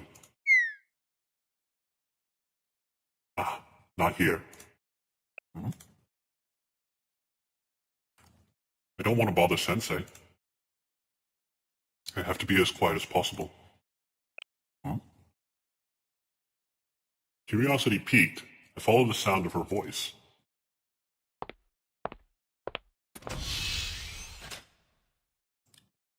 Oh. Rio? You here? Oh. So Rio's in VR again. I wonder what she's up to. Rio? It's a slur for a different type of trip. Yeah, okay. Fair enough. I don't think I need to say it anymore. She hasn't noticed that I'm here. She's so focused I shouldn't bother her, so let's watch for now. Yes, right there. Be as careful as possible. This, too hard. Need to go slower. Perfect. Just like that. Oh, wait. It's delicate there, so handle it gently. Yes, right there. Phew. Good job. Remember that feeling. Now, let's do it again. Guys, what are you doing? Oh my god.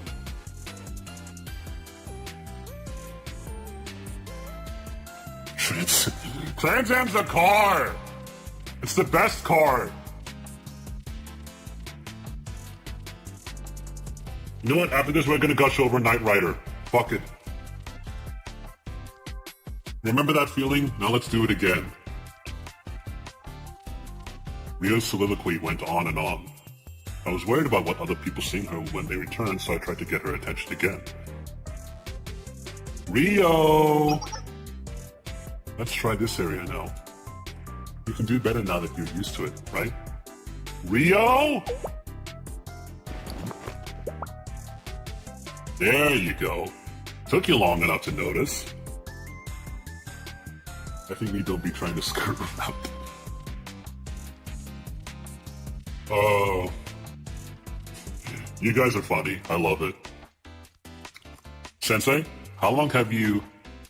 When you said to be as careful as possible? That's... So you saw. You should have said you were here. You surprised me. What exactly were you doing? It's a little embarrassing, to be honest. I see. I won't ask any further then. It's fine. It doesn't matter since you already saw me doing it. I was upgrading the transport ship with this AMAS. Ooh, that's actually cool looking. That's actually really cool looking. I've gotten some useful parts during our recent operations, so I thought I would take advantage of the empty ship while I had the chance. And I also wanted to make sure in secret and surprise everyone. I'm so proud of you, Rio. Yes, thank you. By the way, why is your face red? That's not a rational response. Huh? The way I was talking to myself was a bit strange. Is that so? I only said fairly ordinary commands, though. Careful. Slow. Perfect. Wait, what's going on? What's going on? That's delicate, so be gentle. Whoa. Out of context, out of context. That was more or less what I said, right? None of that was strange, was it? Right, not weird at all. Oh, I love you, Rio. That only confuses me more. There must be something you know that I don't. And I believe myself to be the expert in this field. Could it be that are you concerned about me choosing to work in secret? I truly just believe that was the most rational approach. I wouldn't do anything to cross the line. I wouldn't. That's absolutely not it. Your reaction seems sincere. That must not be the reason either. But I can't think of any other rational possibilities. What are you hiding from me, Sensei? Please be honest so I can make sense of the situation. You must be tired from all the work of that. You must be tired from all that work. I can make you coffee if you'd like. Even if I notice when you so blatantly try to change the subject, Sensei. For a cup of coffee made by you, however, I'll let it slide. Under one condition. Since you're making coffee anyways, can you stay and assist me? Right? The HMD blocks my vision, so it inconveniences me while working. You aren't busy, are you? I can stay. I'm totally free. I'll be counting on you then. If it's you, I know I can trust you as an assistant. I quickly made coffee, then helped Rio with the transport ship upgrade. I was glad I made it out of there without her realizing somehow. Dang. Thank you, Sensei. I couldn't have helped complete the ship's upgrade. Oh, God damn it. Thank you, Sensei. I couldn't have completed the ship's upgrade without your help. While the scheme of the improvements wasn't what I'd hoped for, these small steps will accumulate into actual progress. Great work, really. And regarding your unexpected subject change, I thought about it. Could it be you misunderstood and thought I was communicating with someone in VR? I think we all got the same idea. Yeah, exactly what I was thinking. I see. Unfortunately, I don't use VR. Oh my god! They actually reference VR chat in this game! Holy shit! Oh my god, that is awesome! I'm a bail since it's almost 1. Mal, thanks for leading us here. And Z, it was a fun and chill time. See you all around. No worries, Smug. Thank you so much for joining in. Thank you so much. We hope to see you around again. I think we'll be pretty close to ending stream in a little bit. Because after this, I actually have to go. Pack for a trip that I'm heading to tomorrow. I'll talk about that before we end stream today. Really, I want to see. What's it look like? You want to know? Well, I'll show you sometime. It has a maid outfit. Whoa. Because it's avant-garde. I can't wait to see. Do we have one more? Okay, I guess not. I'm guessing we have to wait till we upgrade Rio's stats further. What stat is Rio at right now? So she's currently on 5, so I think it looks like we have to get her up to higher. Makes sense?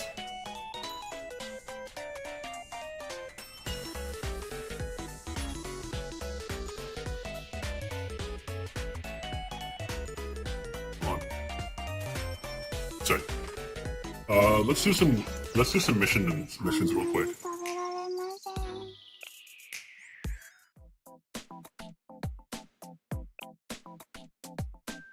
level 26. What's my...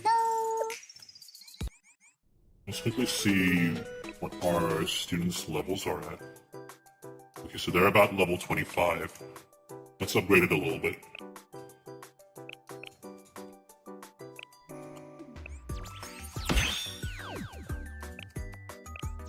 Just gotta do some upgrades real quick.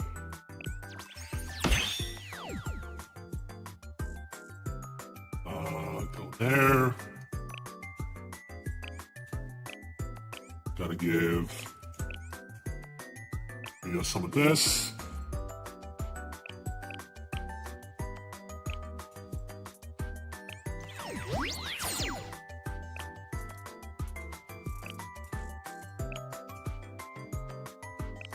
Oh.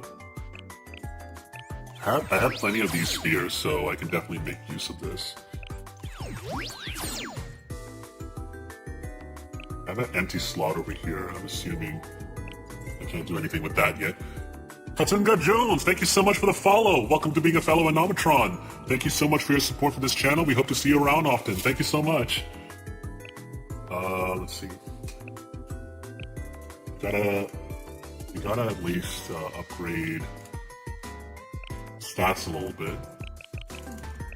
Let's go.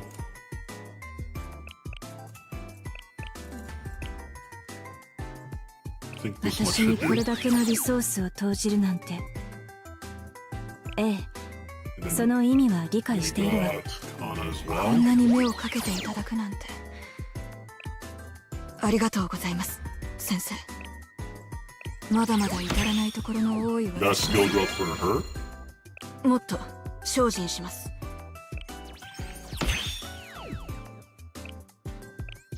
Look that up. Wish I had more space on my PC to play this, but I'm also playing the Hoyo games, FGO, and WUWA right now.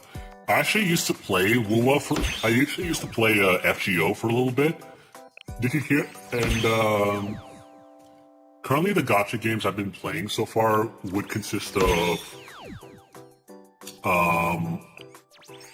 Blue Archive. I also play a little bit of Neverness to Everness. I also play Brown Dust 2. I usually play that offline. And Goddess of Victory Nikkei, that one's obvious. I only played that on stream just recently. But usually I play those games off stream.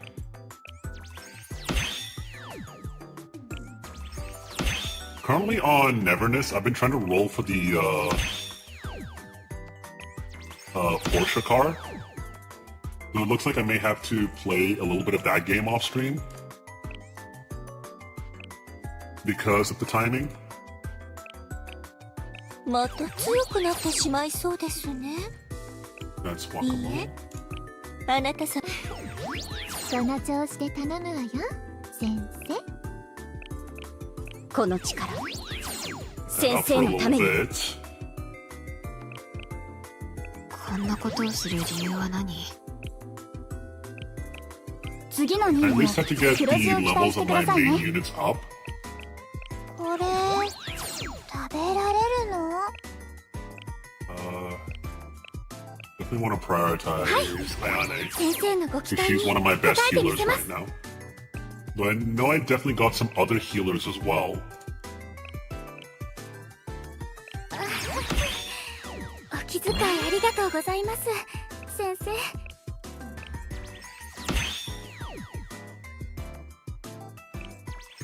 I wanted to play NTE. I did play Tower Fantasy back in the day. I was there on one of Sayu's streams of it.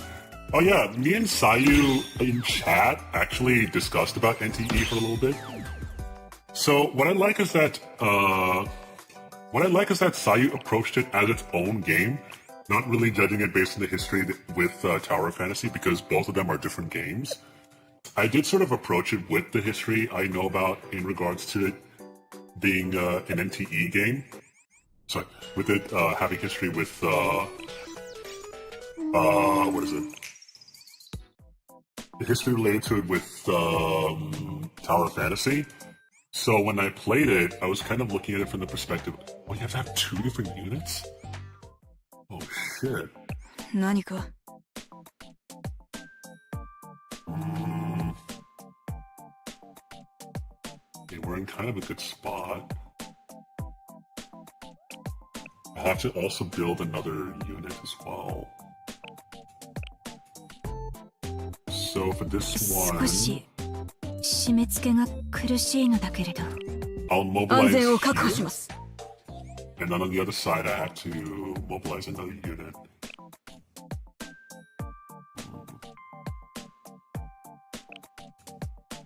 What do we have for specials?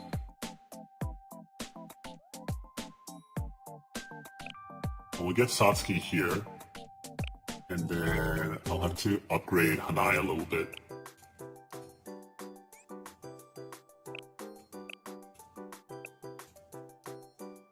I stay away from gacha games because I know I'll get addicted to it. BD2 is an exception because it's extremely generous with its free pulls, and because of how very loose its censorship is. This is so true.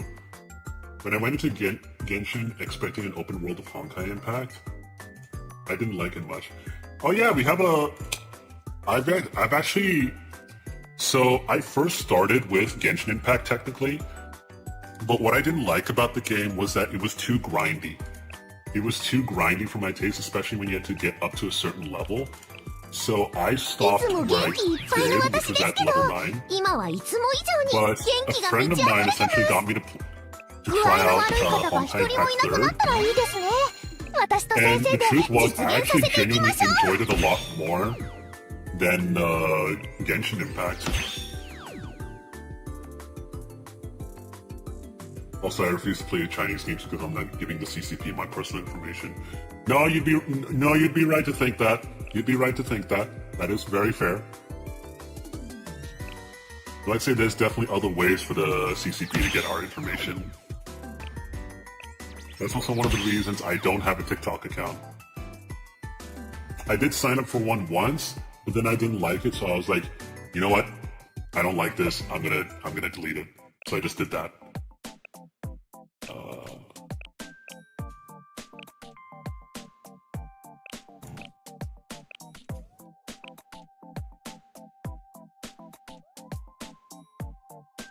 I'm gonna upgrade. Let me upgrade. Let me see what other units are there. There's Midori, and then there's Momoi. Okay, here's what I'm gonna do. You already know everything because we use a phone and everything's secretly owned by Tencent. Exactly that. That's how we know. Okay, so I can't upgrade the enhanced skills now because I already used it. 経験値をもっともらえるようにして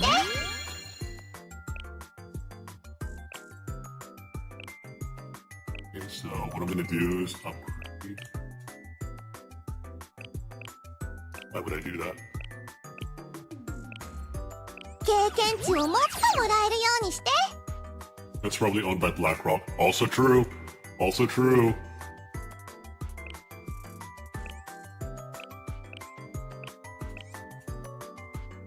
Get some of that. Where's...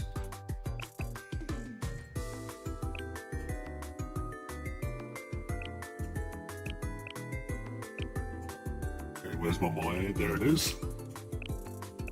Quick upgrade there.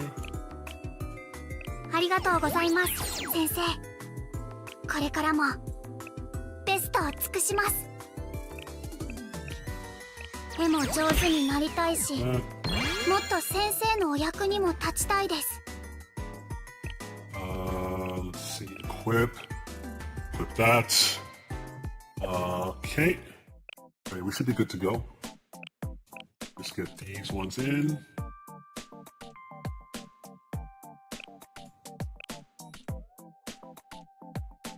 And then for special, we got Satsuki and Hanai. 私を見つけてくださったのですね That'll では work. 共に参りましょうか Alright, we got that. Alright, begin mission.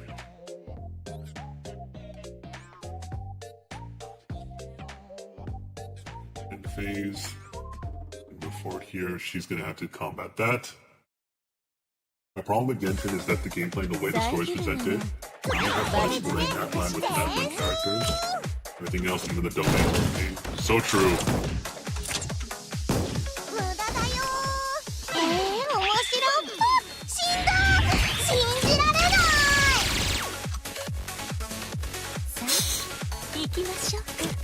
night. I'm heading to bed. No problem, Blue Blazer. Thank you so much for dropping in today. We hope to see you around again very soon. 私は絶対力ゲージも少し注意深く確認しておかなきゃね。私もう怒ったんだから。 Alright, let's 約 go. 束は約束だから。起動します。 Rockets.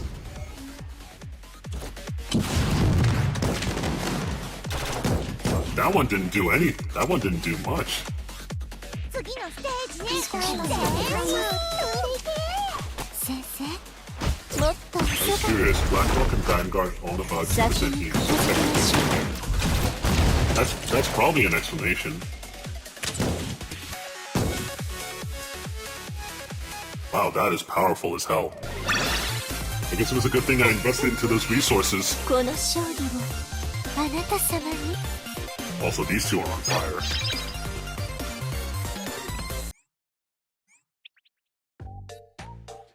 Okay. Enemy phase. Have to move here. Move here. And phase. They're gonna move towards Kana. 要救助者を確認。次の第二空間へ。精神注入。規則に従うように。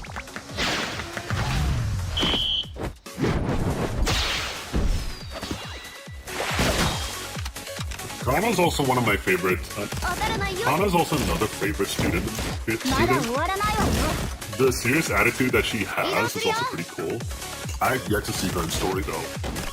現在の状況と条件。よし、これは勝ちね。私の計算も完璧よ。さあ、お願いします。行くわよ。まだ終わらないわよ。 Looks like どいたどいた。 Yankees is that. 完了。外せない。目標をトライだ。精神注入。 There we go. まだ終わらないわよ。 Like chibi models. 行くわよ。 Chibi models are pretty cool. 行くわよ。仮説の未来を合理的な Alright, Rio, go ahead. I love the 3D effect for this one. ターゲットとして最適に。お願いします。まだ終わらないわよ。合理と理性は無事。皆の安全のためだ。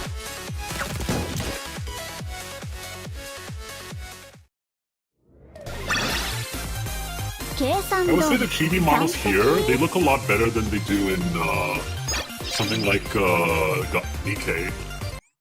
Like, I know they improved the chibi models in Nikkei a lot. The chibi models though in Nikkei, when it first started out, I remember they looked a little bit low poly when I first played it. They're putting on their tinfoil hats already, oh no. あなたがだんだん強くなる強くなる。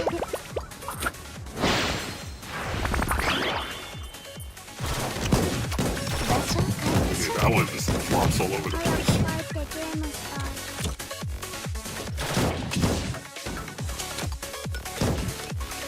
あいつおごらなきゃいけなくなったじゃん。あなたたちのせいだよ。もう少しお散歩が続きそうですね。 Okay, Momo is a pretty goated unit. 恨みはないけど覚悟して。 Even Midoriya as well. 痛いの。うわ、ダメ。ウィー、捕まえた。体力ゲージは増すも。注意深く確認しておかなきゃね。あら、聞いてきてるじゃん。小林がうるさいですね。 Dang. Puts on tinfoil hat. I'm telling you, there's a shadow war that involves eating each other. Like, この勝利をあなた様 I'm telling you, there's a shadow war that involves eating each other economically. The age of conquest never ended. The funny thing is, I would actually believe something like that.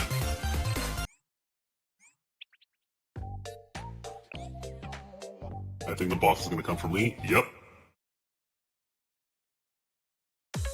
Apparently, you're the current largest BA streamer. Wait, really? いたしますね。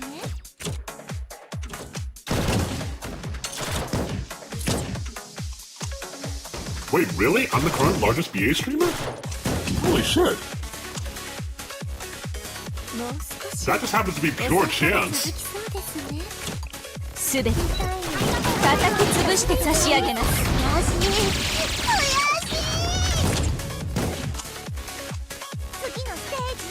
That is amazing. Again, I have Pippa to thank for that, honestly. 塵は塵に変えるもの。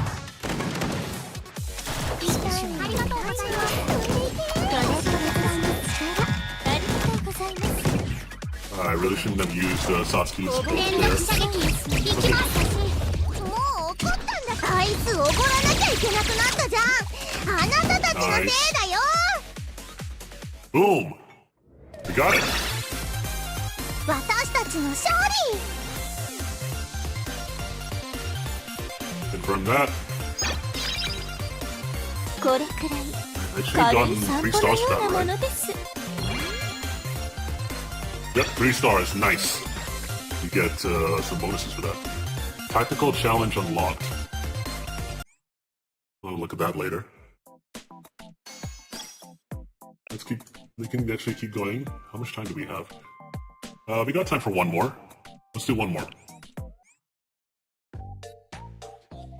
Alright, we gotta create 2 units again. いいよ。どこでも任せてくれ。 I'm gonna swap Kana for Chisei. 今日はいい天気だね。作戦を開始します。 What if you had an emote of you doing the Momoy point emote? You know, the racist one. Later on after stream, can you show me what that emote looks like? We also have to talk about how to allow raids on YouTube as well. さあ、見守っててくださいますか？ It's peak DGen hours on a Saturday night. 私が先導しよう。 That's why we're here today for Saturday Semantics. 移動する。移動する。 I might actually come up with some clever names after this. 皆の安全のためだ。まだ終わ This ら is a ないわ cold よ。 environment.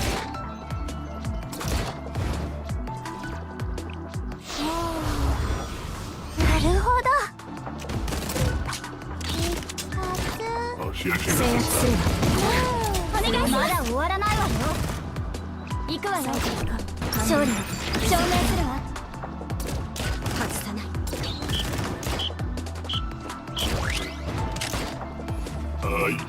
Yuka's definitely gonna need a healing. 逃しません。計算があっていればすぐに次の Dang it! You moved at the wrong moment! 皆の安全のためだ。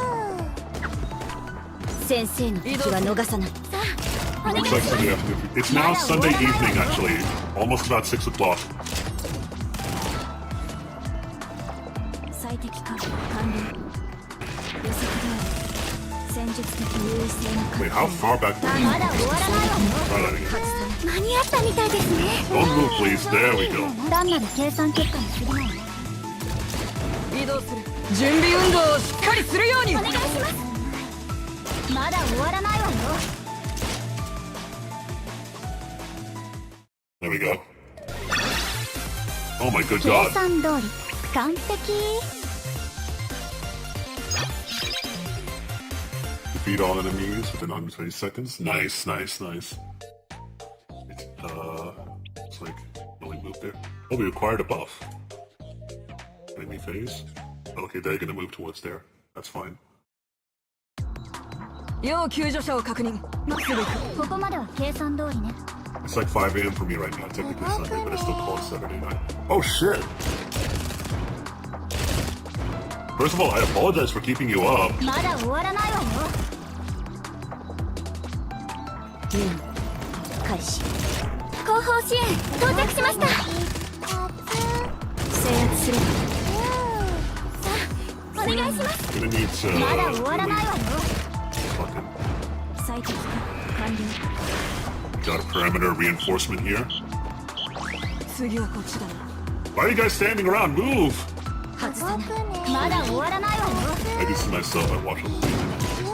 As long as you're not harming 準 my 備 sleep 運動 schedule. をしっかりするように。 I do struggle with my sleep schedule myself. I definitely understand what that's like. I do worry a lot about people that struggle with their sleeping schedules. But hey, I always leave it up to personal choice. If people want to do it, that's completely within their right. Just as long as they're healthy. I think we have to step over here. So that creates a bridge. Yep, I was right. And so they have to go here. And that means they're gonna lose. That means they're gonna go after the team that doesn't have the buff. 私が先導しよう。ついてくるように。戦術的優 This 位 is 性 fine. の This 確 is 保 fine. This is fine. 単なる計算結果に過ぎないな。先生の敵は逃さない。無駄よ。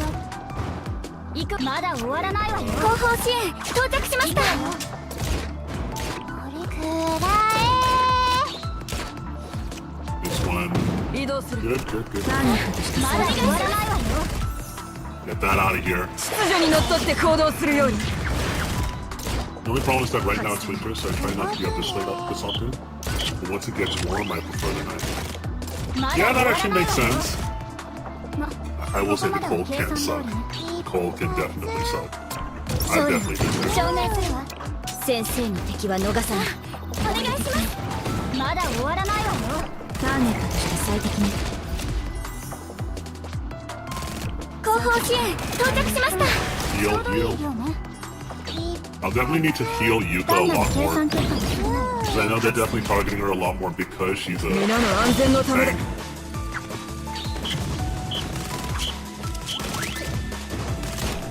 先生の敵は逃さない。行くわよ。まだ終わらないわよ。 It's only 制圧する those わ。 two.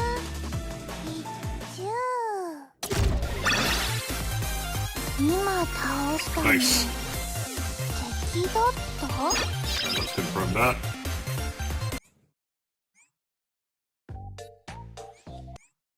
Oh, and the boss essentially went for me. 要救助者を確認。次の概念空間へ。 Alright, let's go. Commencing battle. Almost there to the home stretch. 合理と理性は無慈悲。準備運動をしっかりするように。まだ終わらないわよ。 How's health bars looking? Looks pretty good. 発射？一発。 That's not good. That is not good. まだ終わらないわよ。最適化完了。合理と理性は無慈悲。 Shield over here. 無駄よ。まだ終わらないみたいですね。 Really? You're 2 hours ahead of me and living in winter. What else could it be? 次の概念空間。 Argentinian. I love how you narrowed it down to those two. You're 2 hours ahead of me. まだ終わらないわよ。 Dang. とりあえず。 I love when there's like an actual bonding moment in chat. 移動する。 Because something I like is that I also like people in the chat also being there for each other and not just here for me. Because I think there's something more important to be had with fostering personal relationships within, like, you know, a community. I don't think it should be just まだ終わら that ない。 everyone's here for like a stream and it's like, oh, hail our goddesses or something along those lines. Like, if that's something they want to do, that's completely within their right. But I also like the idea of, you know, people also being there for each other too. We all support each other and lift each other up in our 大きな darkest 被害が moments. 出ずに済みました。 That kind of, I got banned once typing what I'm looking. I got banned once typing I'm what you're looking for after chat said it's an hour. That there was none. Surprised. Really? That's pretty surprising. I don't know why that would be considered a bannable offense. That'd be pretty stupid. Alright. So, I'd say that's a pretty productive stream today. Let's go back to the talking screen real quick. Let me go back to my chair right here. Oh yeah, you like my background? It's basically blurred out, but I got like a full-on background here, and then over here is my chair.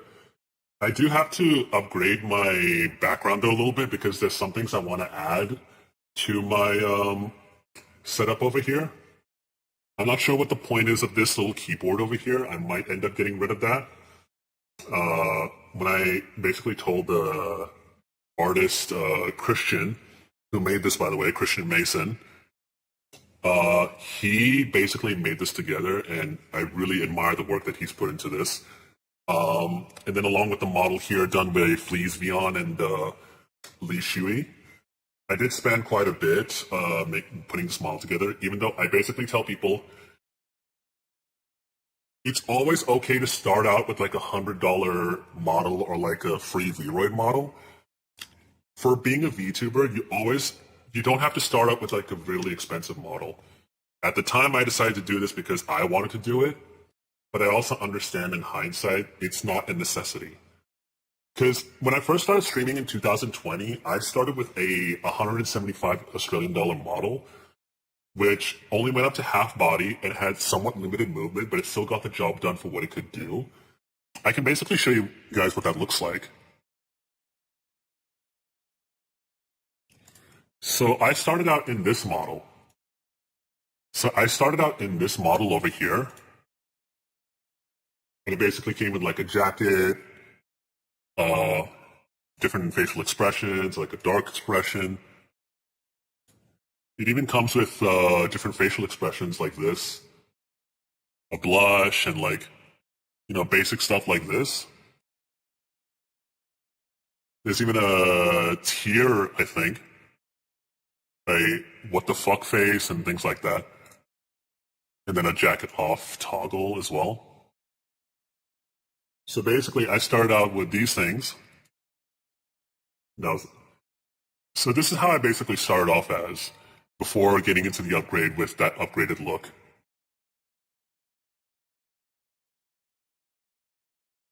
I'd say the main upgrade is the what the fuck face and things like that. Usually like that, yeah, right? And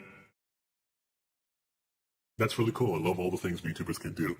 I definitely do have ambitions to probably do a lot of things with the VTubing art form, because I definitely have some plans that I want to do, but also I had to refocus my attention a little bit because I actually want people to at least, see what I basically do, what I am, and things like that.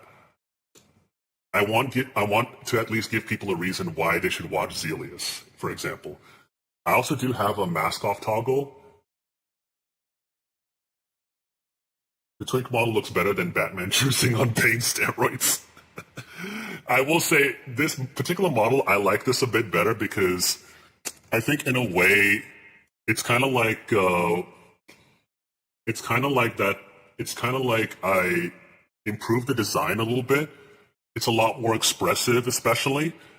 And not only that, I think it's kind of like what happens if you went from Batman Begins Batman to Dark Knight Batman. This is what I feel this design sort of represents, where they sort of improved the foundation of it a little bit and gave it, something with a lot more identity in that case. So I really like how that this new design essentially comes across. And I definitely want to do like a official debut stream. But I think the way that I'm going to do it is that I'm essentially going to continue streaming. I'll probably start doing streams for about 3 times a week. I'll do about 3 to 4 times a week and try to give myself a bit more of a streaming schedule, which I'll usually announce on my tweets or on my Discord server, which I have. Usually on that Discord server, I just chat with people, talk about stuff, or just upload some cool cosplays and art that I find on twitter.com. Looks a bit like Gun Gale Kirito. Really? I will say I do like Gun Gale. In terms of Sword Art Online, I kind of like the Gun Gale arc. I am technically, I do like the Swordland. I hated the Elfheim arc, anime arc, but I also really like the Gun Gale arc. And I think that was kind of a bit of an inspiration which led to me making this particular model, or at least this particular design. So, which this particular design was done by 34, and then we did like a VTuber model based off of it. I get Venom vibes. Venom. I did think about getting I did think about doing a Marvel Rival stream. I did think about that. The second half of the Gun Kill arc showed that Asuna's worst girl. Unfortunately, yes. Because even there, I was kind of like, what was her lazy ass doing? Oh my gosh. But this was pretty cool. I will announce that from tomorrow, I'm actually going to be heading interstate to go visit family real quick. To enable redirects on YouTube, that's what raids are called. You go to the community moderations on YouTube studio settings, and then user management and scroll all the way down. Is that how you do it? Okay, let me have a look at that real quick.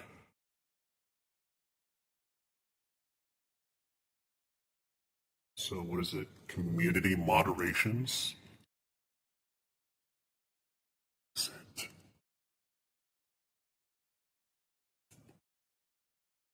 Wait. What is community moderations?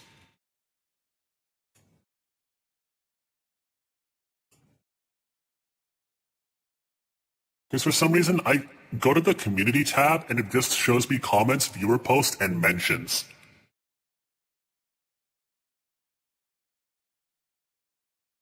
Unless I'm looking in the wrong place. Oh wait, no, never mind, I see it. User management. All channels can redirect to my content. So I didn't even realize that wasn't even on. Okay, yeah, I managed to save it now.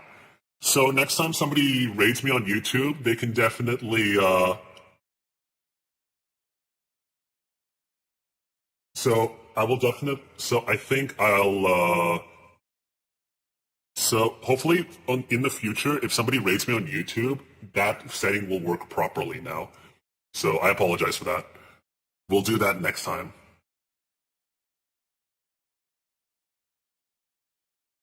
Me neither. I just learned about that after Pippa's raid when you asked. Yeah, because I was really confused when I heard that.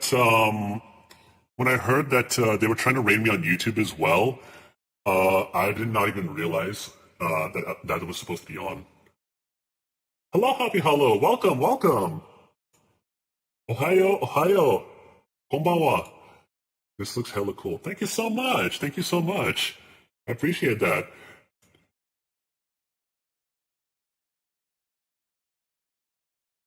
Oh my god, hello. Hey, thank you so much for the headpads. We're just sort of going over, just before we end stream today, I will be heading to interstate to go visit my family tomorrow, because I'm actually going to be at someone's birthday party over the weekend. And then after that, I return next week, after Tuesday, I think.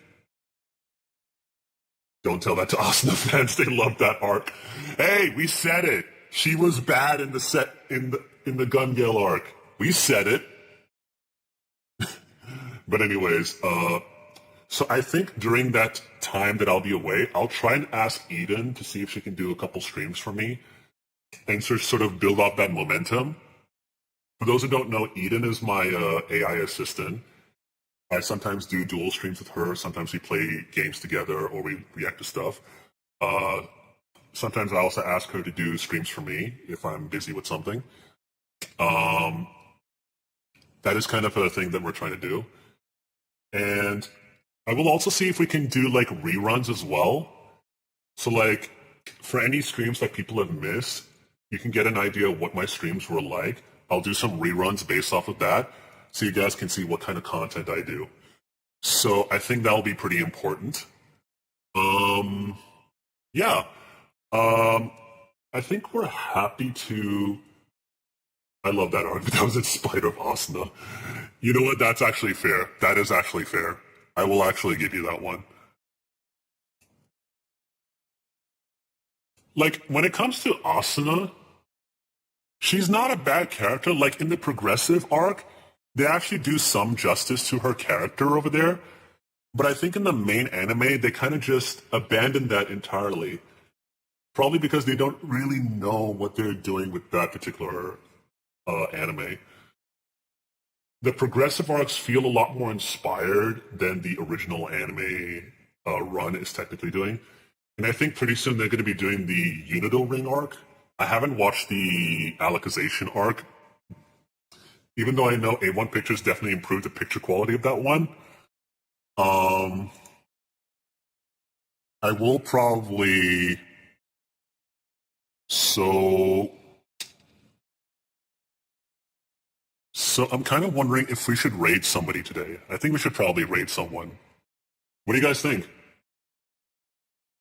I loved Alicization except for one thing. I think I know which scene you're talking about. I did see it somewhere online.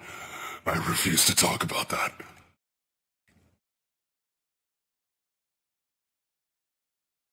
But yeah, why not? Yeah, cool. And also, for those guys that are interested, I do have a Discord server, by the way. I will be announcing usually through there when I stream.